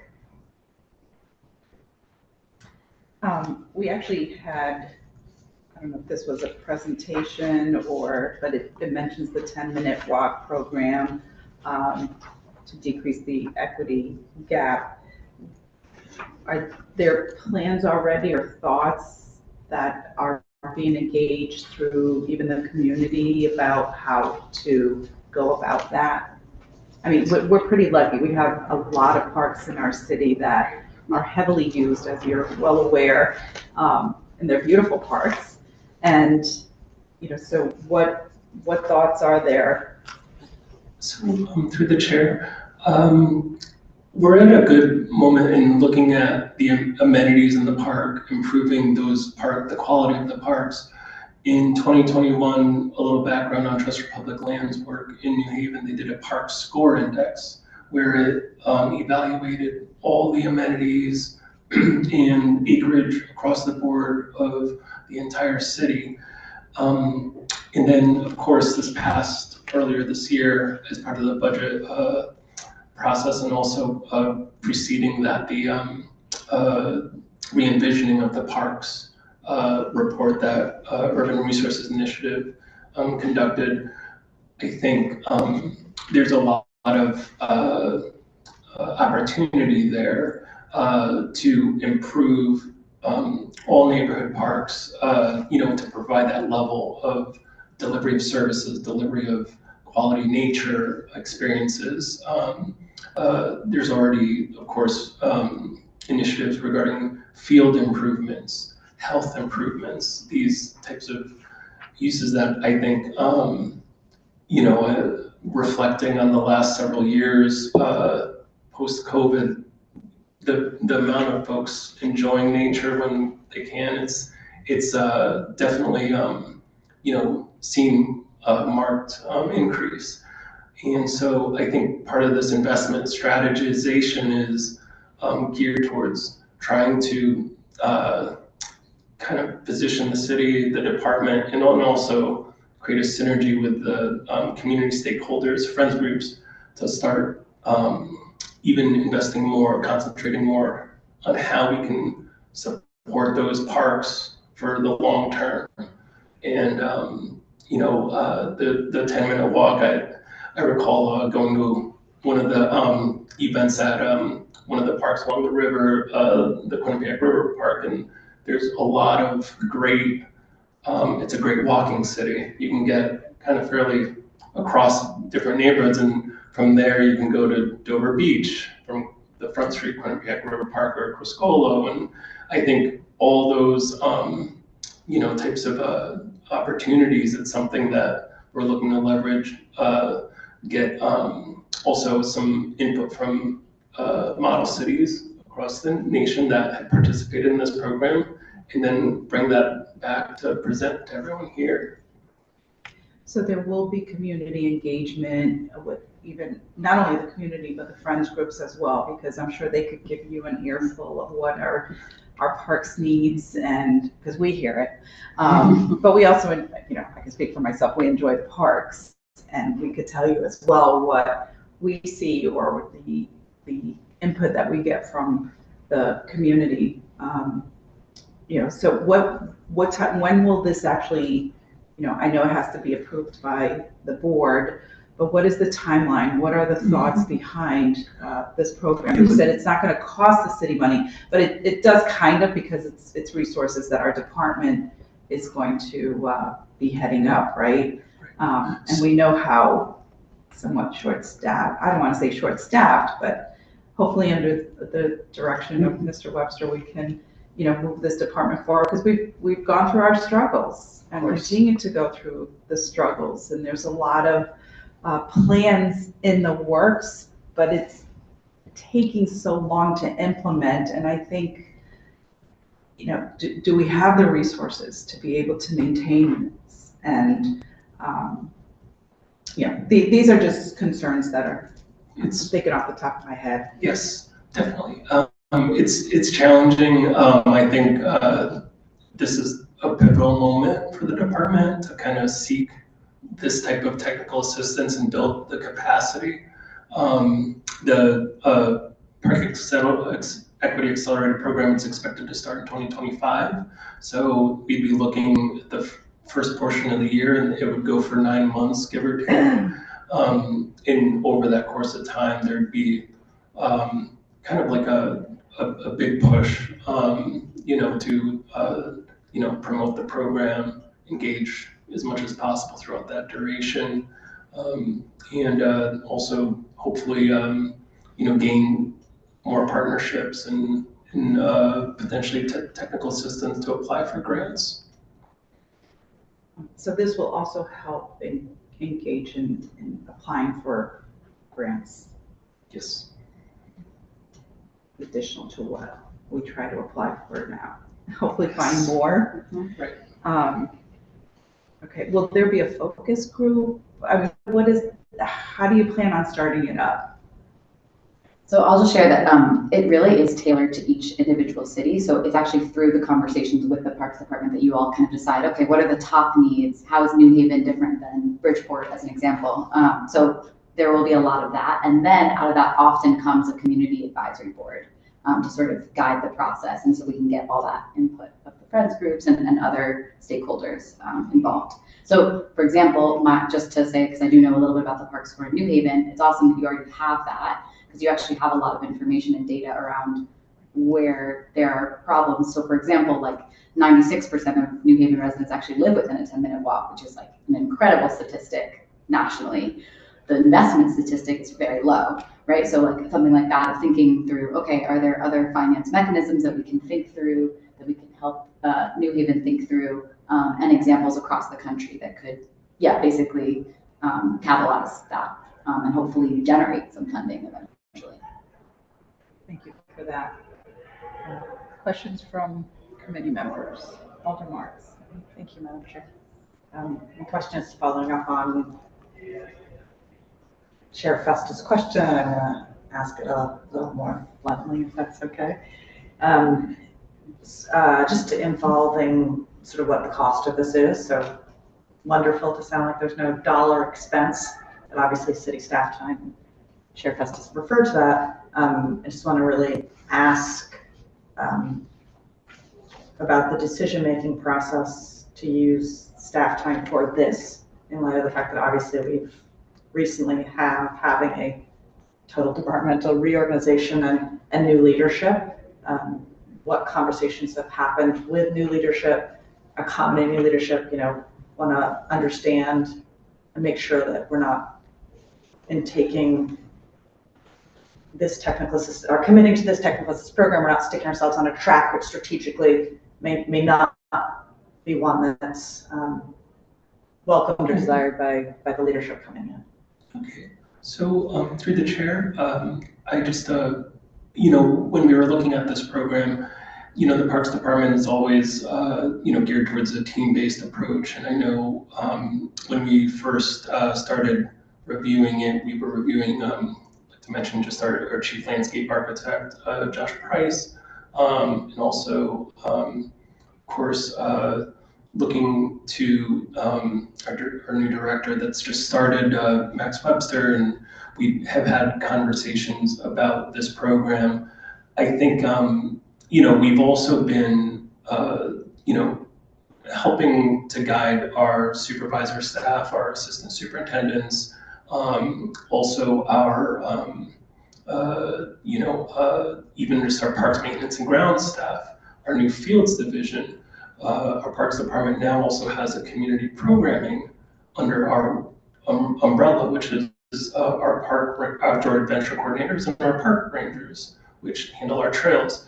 So at this time, I know it's, I think the department is, there are certain instances where we're hiring on board to keep our grounds maintenance staff, in good shape. Our fields maintenance staff, those are coming on board. We're looking for the spring.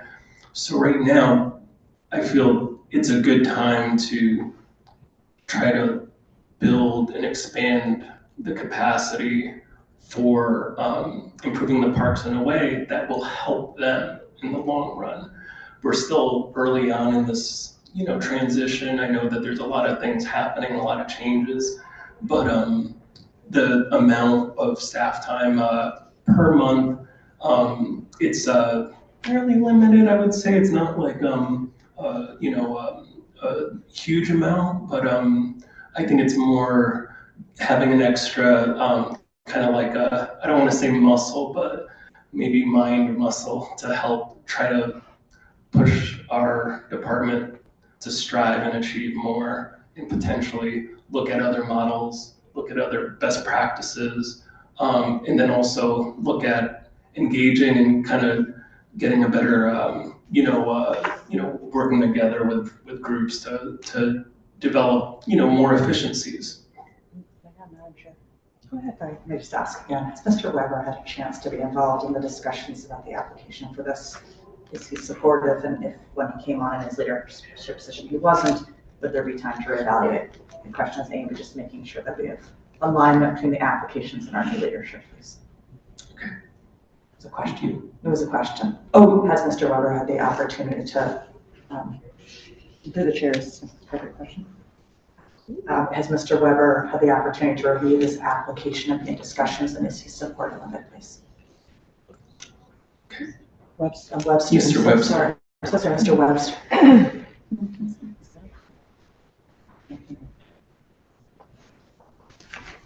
Hello, Mr. Webster. Hey. Welcome to CSEP. Hey, good evening, everyone. As mentioned, my name is Max Webster. I'm the new Parks Director for the City of New Haven. I live at 48 Hugh Banger Street.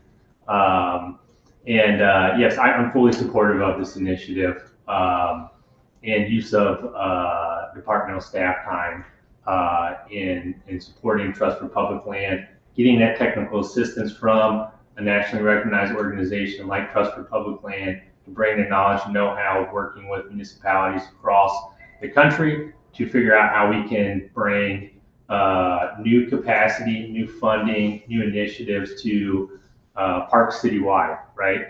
And really what the focus of this program is recognizing that there are those parks that are challenging to get resources to, have been challenged for a long time, and trying to overcome some of those disparities to get to get them to the level that they need to be to fully support the needs of communities citywide.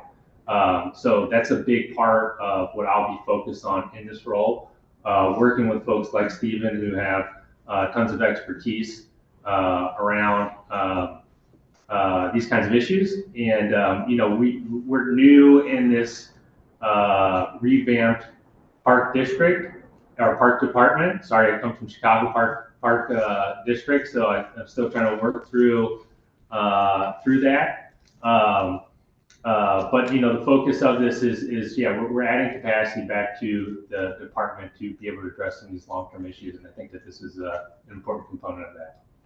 Thank you for your thorough and excitingly reassuring answer. Thank you, Alder. Thank you, Madam Chair. Thank you, Alder Parks. Questions, Alder Flores? Thank you for the presentation. Sounds like a very exciting project.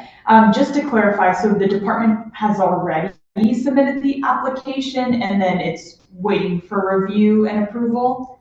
Gotcha. And then, so I guess a chair for you, Chair Festa, is there a requirement to also put in the notice parks to apply and accept, as we've had, because we've done it in previous grants, but those are usually like, oh, it's a certain money amount. So I just wanted to clarify if we also needed to like amend that portion.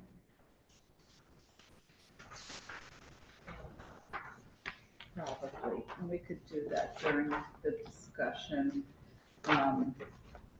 Because you've applied for it, we just need to accept it. Is that right? Because is this working like a grant?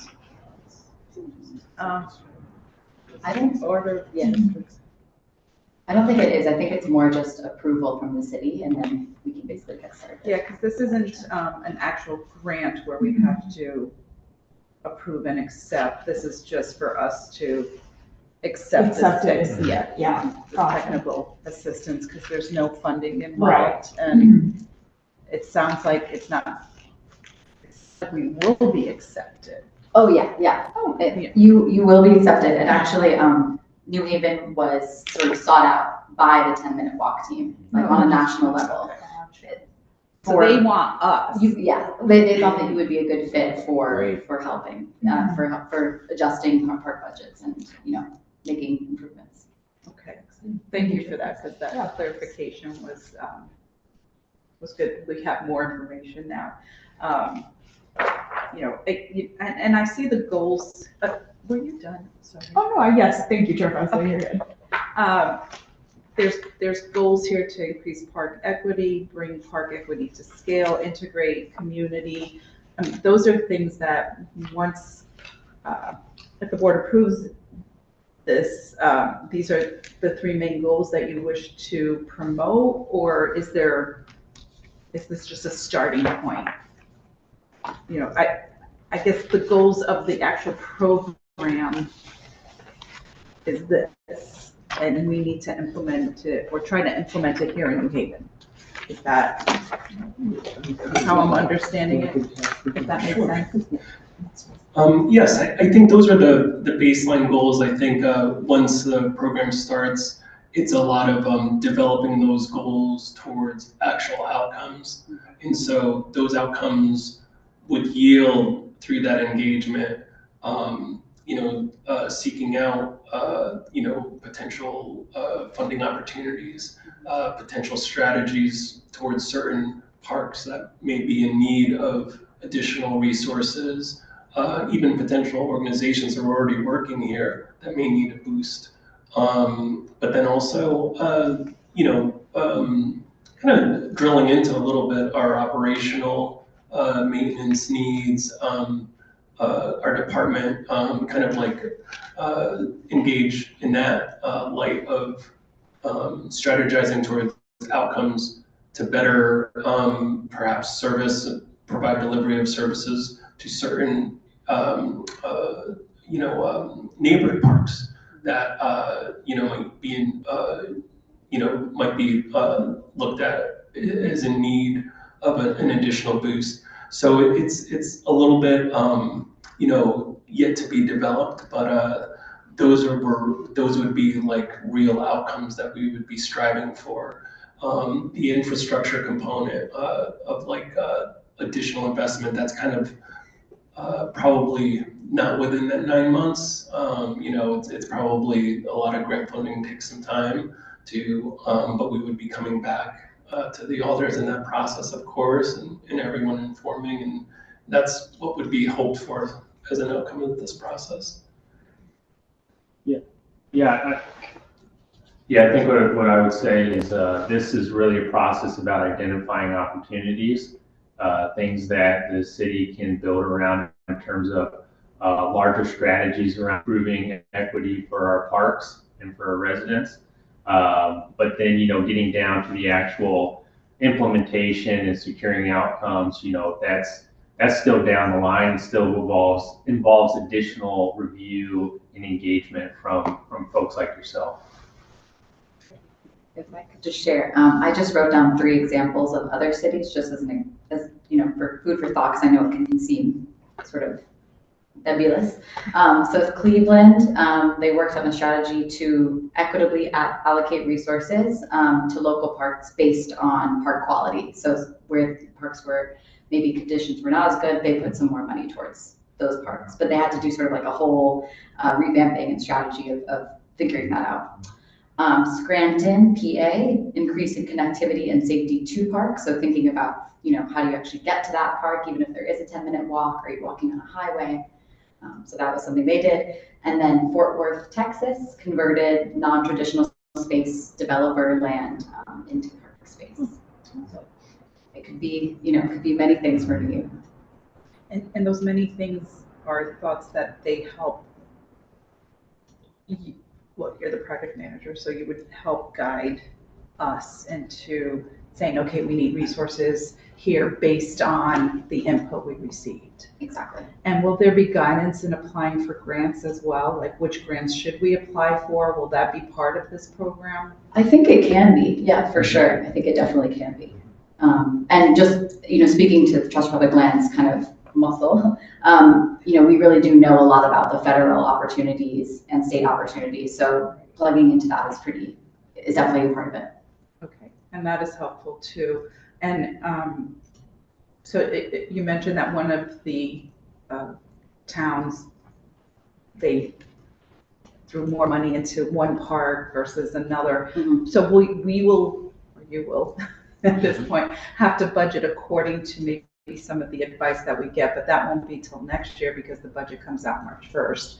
And this will still be going through the 9-month process. So at which point, at the end of this, we'll be able to gauge where TLC is needed, which parks maybe, and have a whole plan. Yes, I think it's premature for us to say exactly which strategies or sort of outcomes that we'll ultimately decide that we're going to be working for, or how we're going to adjust our internal operations to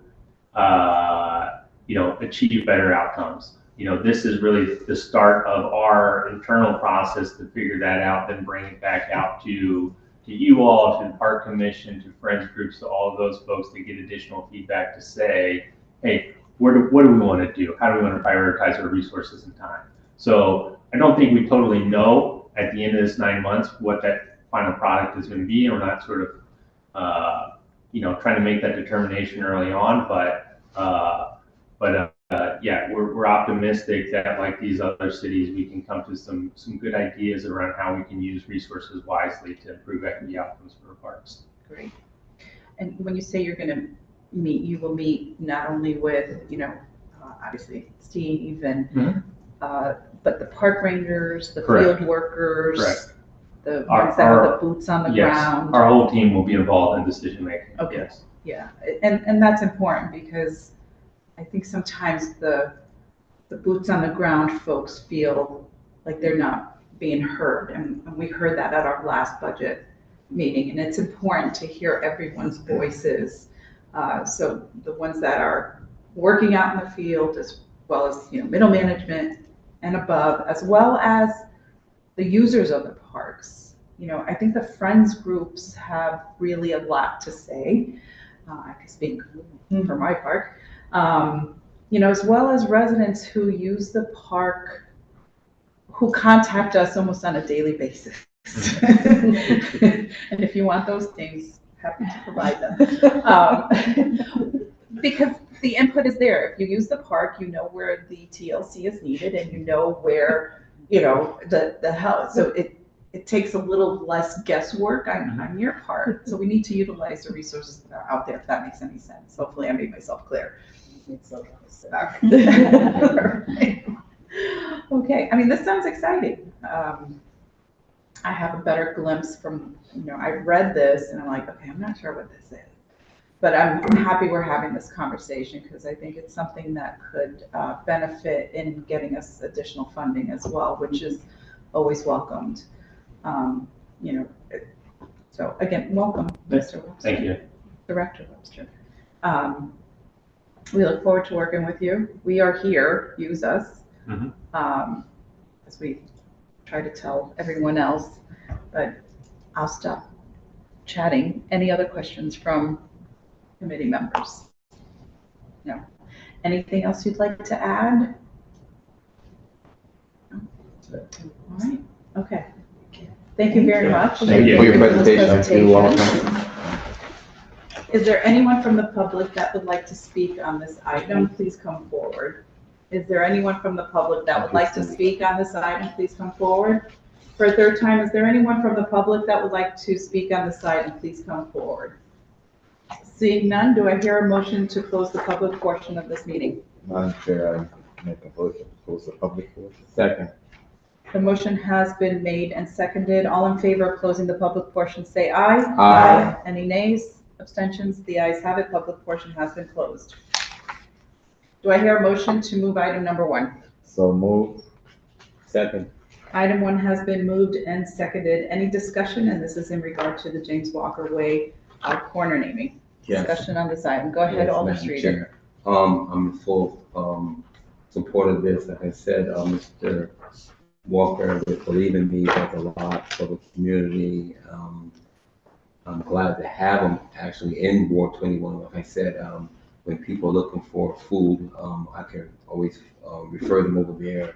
They have the food pantry. They give out, like I said, turkey. They give training, and it's very good, for the community. I think that a street name to show him that he is appreciated would be appropriate. Thank you, Alder Streeter. Any further discussion on this item? Yes. Did you make a decision about like? Yes, so the conversation, and we may as well discuss it with this first one. Most of the corner names that we have heard from this evening says the name as well as way. Way is generally considered like a street, avenue, boulevard, So in order to avoid any confusion, we can amend this to say James Walker Corner instead of way in order to do a couple of things. One is to avoid any confusion for pedestrians as well as drivers, that it's not confusing that is that a way, is that the street, is for GPS, for all of that. I mean, technically, we cannot change a street name. That's on a different level, way beyond our capacity here as a board. So in order to avoid any confusion, and I know we've had this discussion in the past, is to make sure that these are identified as corners and not any other way that could add any confusion to drivers and pedestrians who are walking or looking for street names. Does that Madam make Chair, may I make a motion to amend? Sure. Madam Chair, may I make a motion to amend what has been titled James Walker Way into James Walker Corner? 1 second. Okay, the amendment has been made and seconded to amend James Walker Way to James Walker Corner. All in favor of this change, say aye. Aye. Any nays? Okay, the ayes have it. So we will go back to the amended item as James Walker Corner. Any further discussion on this? Okay, seeing none, all in favor of this corner naming, say aye. Aye. Any nays? Any abstentions? The ayes have it. Don't do it. I'm ready. Do I hear a motion to move item number 2? So move. Second. Item has been moved and seconded. This is the Annie Louise Boyd Way. Madam Chair, may I make a motion to amend the second item? So moved. I'd like to move that we amend what's been titled as Annie Louise Boyd Way to Annie Louise Boyd Corner. Second. The amendment has been made and seconded to change Annie Louise Boyd Way to Annie Louise Boyd Corner. All in favor of this amendment, say aye. Aye. Any nays? Any abstentions? The ayes have it. We will now go to the amended order, which is Annie Louise Boyd Corner. Any discussion on this? Alder Streeter. Yes, Madam Chair. I'm in full support of this. I've known her since I was like a kid. Like basically, like they were saying, anyone that grew up in the city of New Haven is familiar with Mrs. Boyd. I think she always opened her doors for everyone. She always gave them advice. And actually, when I was first running for office, she contacted me and gave me advice, and so I'm in full support of this. Thank you, Alder Streeter. Any further discussion?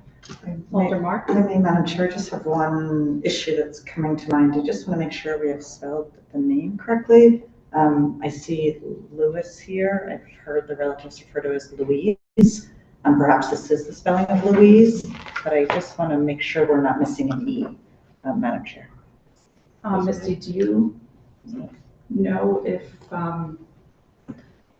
It's Louis. okay, so it's spelled correctly. Pronounced Louise. Thank you, Madam Chair. I just wanted to make Thank sure we you. had the No, spelling thank you correct. for that clarification. We'll go, any further discussion on this item, Alder Singh? Thank you, Madam Chair. Madam Chair, I am fully in support of this corner name of Miss Louise Boyd. She has done a lot of great things for our community. I serve in a few boards with her in the Hill, and such as Housing and Hill Development Corporation, and she has always been outspoken and for our neighborhood, and so this is well deserved, recognizing her name in the corner after her. Thank you, Madam. Thank you, Alder Singh. I'll just add to that. The corner namings are usually something that are reserved for community activists, for those who have made contributions such as Annie Louise Boyd. And when you hear the family and friends come out in full support and hear the stories that are being told by family and friends of all the achievements, all the mentoring. She wasn't the mother of just 9 children, which God bless her for just that alone. But she seemed to have been everybody's mother. She took care of those that needed her most, and that takes a big heart. So she's got a lot of love to give. Yes, she does. She I have notes here that says she led by example. I mean, look at her children. Her children are now community activists. Her grandchildren are community activists. And that's what you want to see. So when someone looks up at this corner and sees this name, they're going to, first of all, recognize it because of all the people that she's helped throughout the years. And all the, her children, grandchildren, and somewhat adopted children of the community that she's helped and led. They'll look up and they'll remember her. And it's nice that she's still here to enjoy this honor if approved by the full board. So I encourage my colleagues to vote in favor of this item. Any further discussion? Seeing none, all in favor of this item say aye. Aye. Any nays, abstentions? The ayes have it. Do I hear a motion to move item number 3, which is also a corner naming? So move, Madam Chair. Second. Item has been moved and seconded. Madam Chair. Alder Marks. Make a motion to amend. Like to amend what is written here as Raymond C. Wallace Jr. Way to Raymond C. Wallace Jr. Corner. Second. Okay, the amendment has been made and seconded. Any discussion on this amendment? Yes, Madam Chair. Alder Street?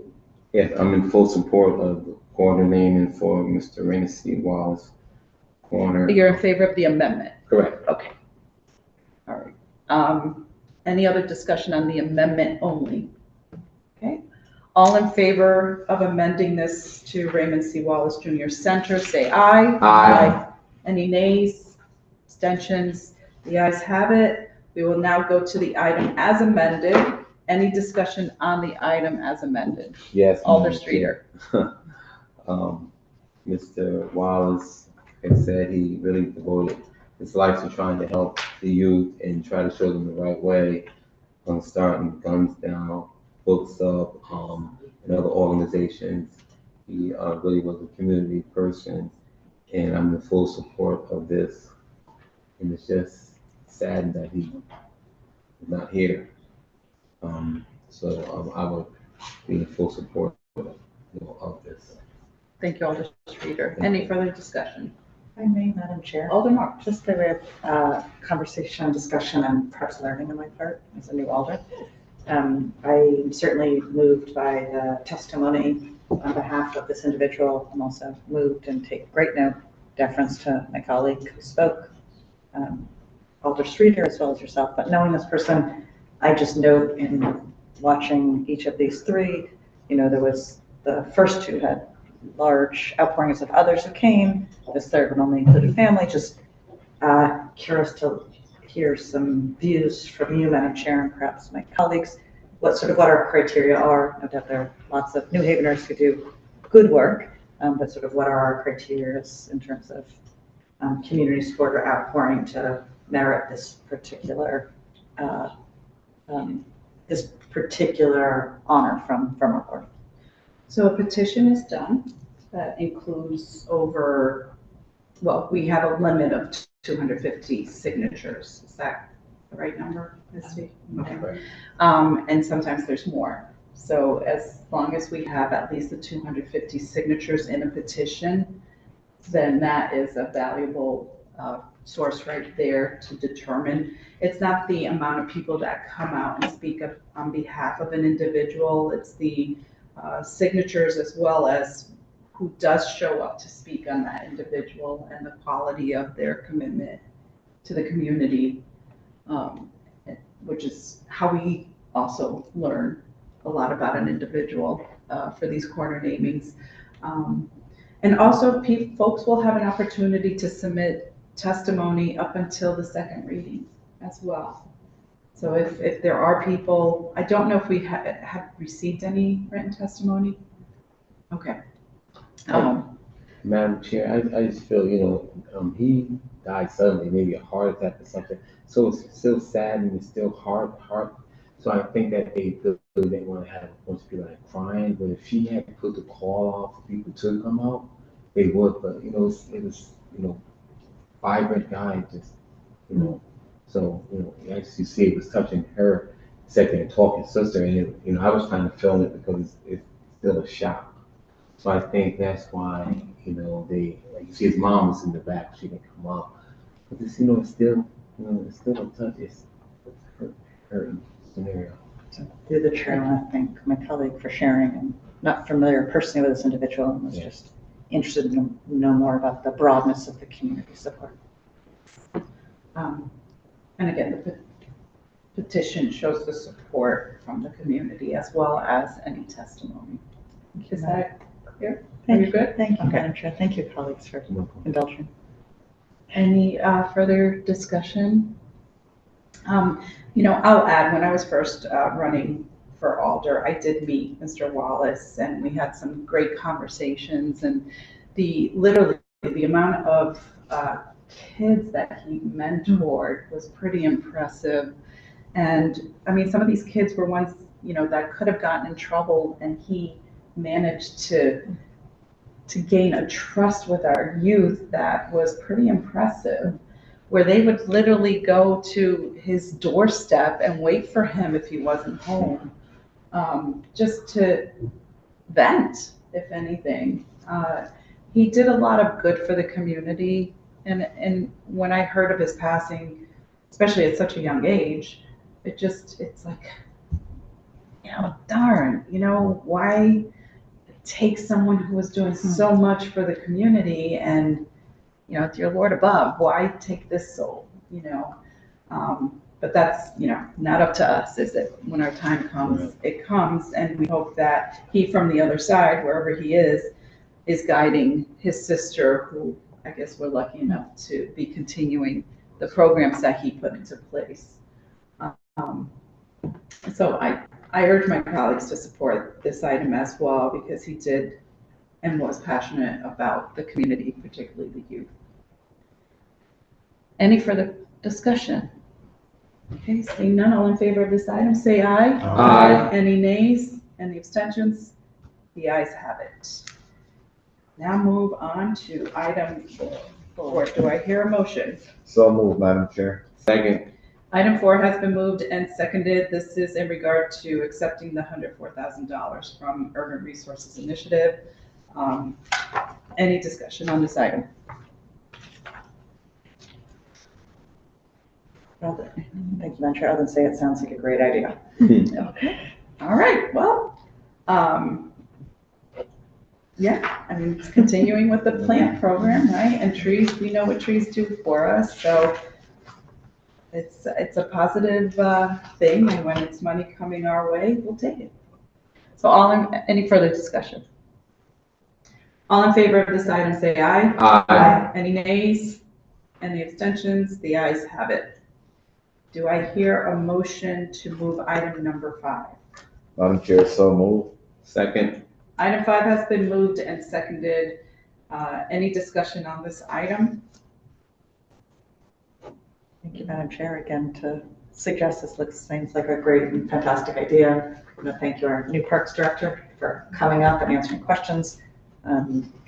It was wonderful to hear some of his vision of leadership and already what appears to be great collaboration and connection with his fellow department members, and we enthusiastically support this application to enable further assistance and support for the department, and wish it well.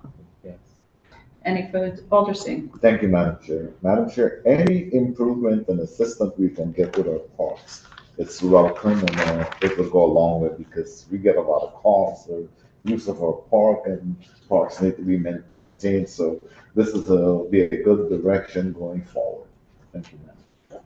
Thank you, Alder Singh. Any further discussion? Alder Singh, Streeter. Yeah, thank you, Madam Chair. I would just piggyback on what he said. Like I said, parks are always needed, and any improvements and updates on them are always wanted, and I think it's an excellent idea.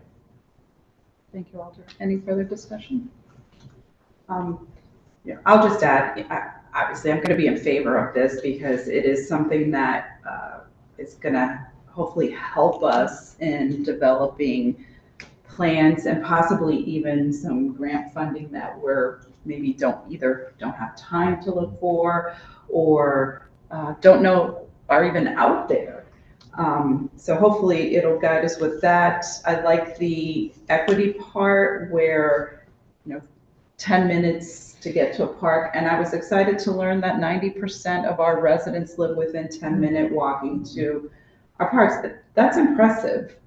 It just goes to show the city, we're a small city, but yet we have a lot of parkland. We have a lot of beautiful parks. They just need a little bit of TLC.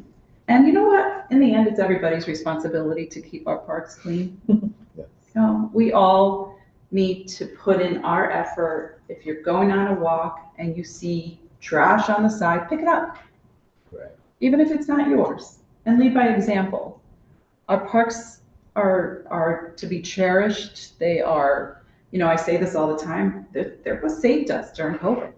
They really are. I mean, our parks were full of walkers and kids still out there enjoying the air. And we didn't have a lot of people that in this country that were able to take advantage of park space like we do. But again, it's everyone's responsibility. I want to see where this goes. Obviously, something good will come out of it. My only concern is how much time is it going to take, much resource it's going to take from the department itself. But I am confident under our new leadership with our new director, Mr. Webster, that we're going to move in the right direction. We can refer to him, I guess, as Director Webster now. His resume sounds very impressive. We've all read up on you. And I'm confident that his leadership will drive the department in a positive direction. And of course, we'll hold him to it. Not only us, the residents too. Our parks we're all very passionate about our parks, and for good reason. So I won't keep babbling on. All in favor of this item, say aye. Aye. Any nays? Abstentions? The ayes have it. Okay, that concludes our agenda. Do I hear a motion to adjourn? So move, Madam Chair. Second. All in favor of adjournment, say aye. Aye. Any nays? Okay, we are adjourned. Thank you, Madam Chair. Thank you all for being here. Wonderful story. All good for it. Yes. Yes. This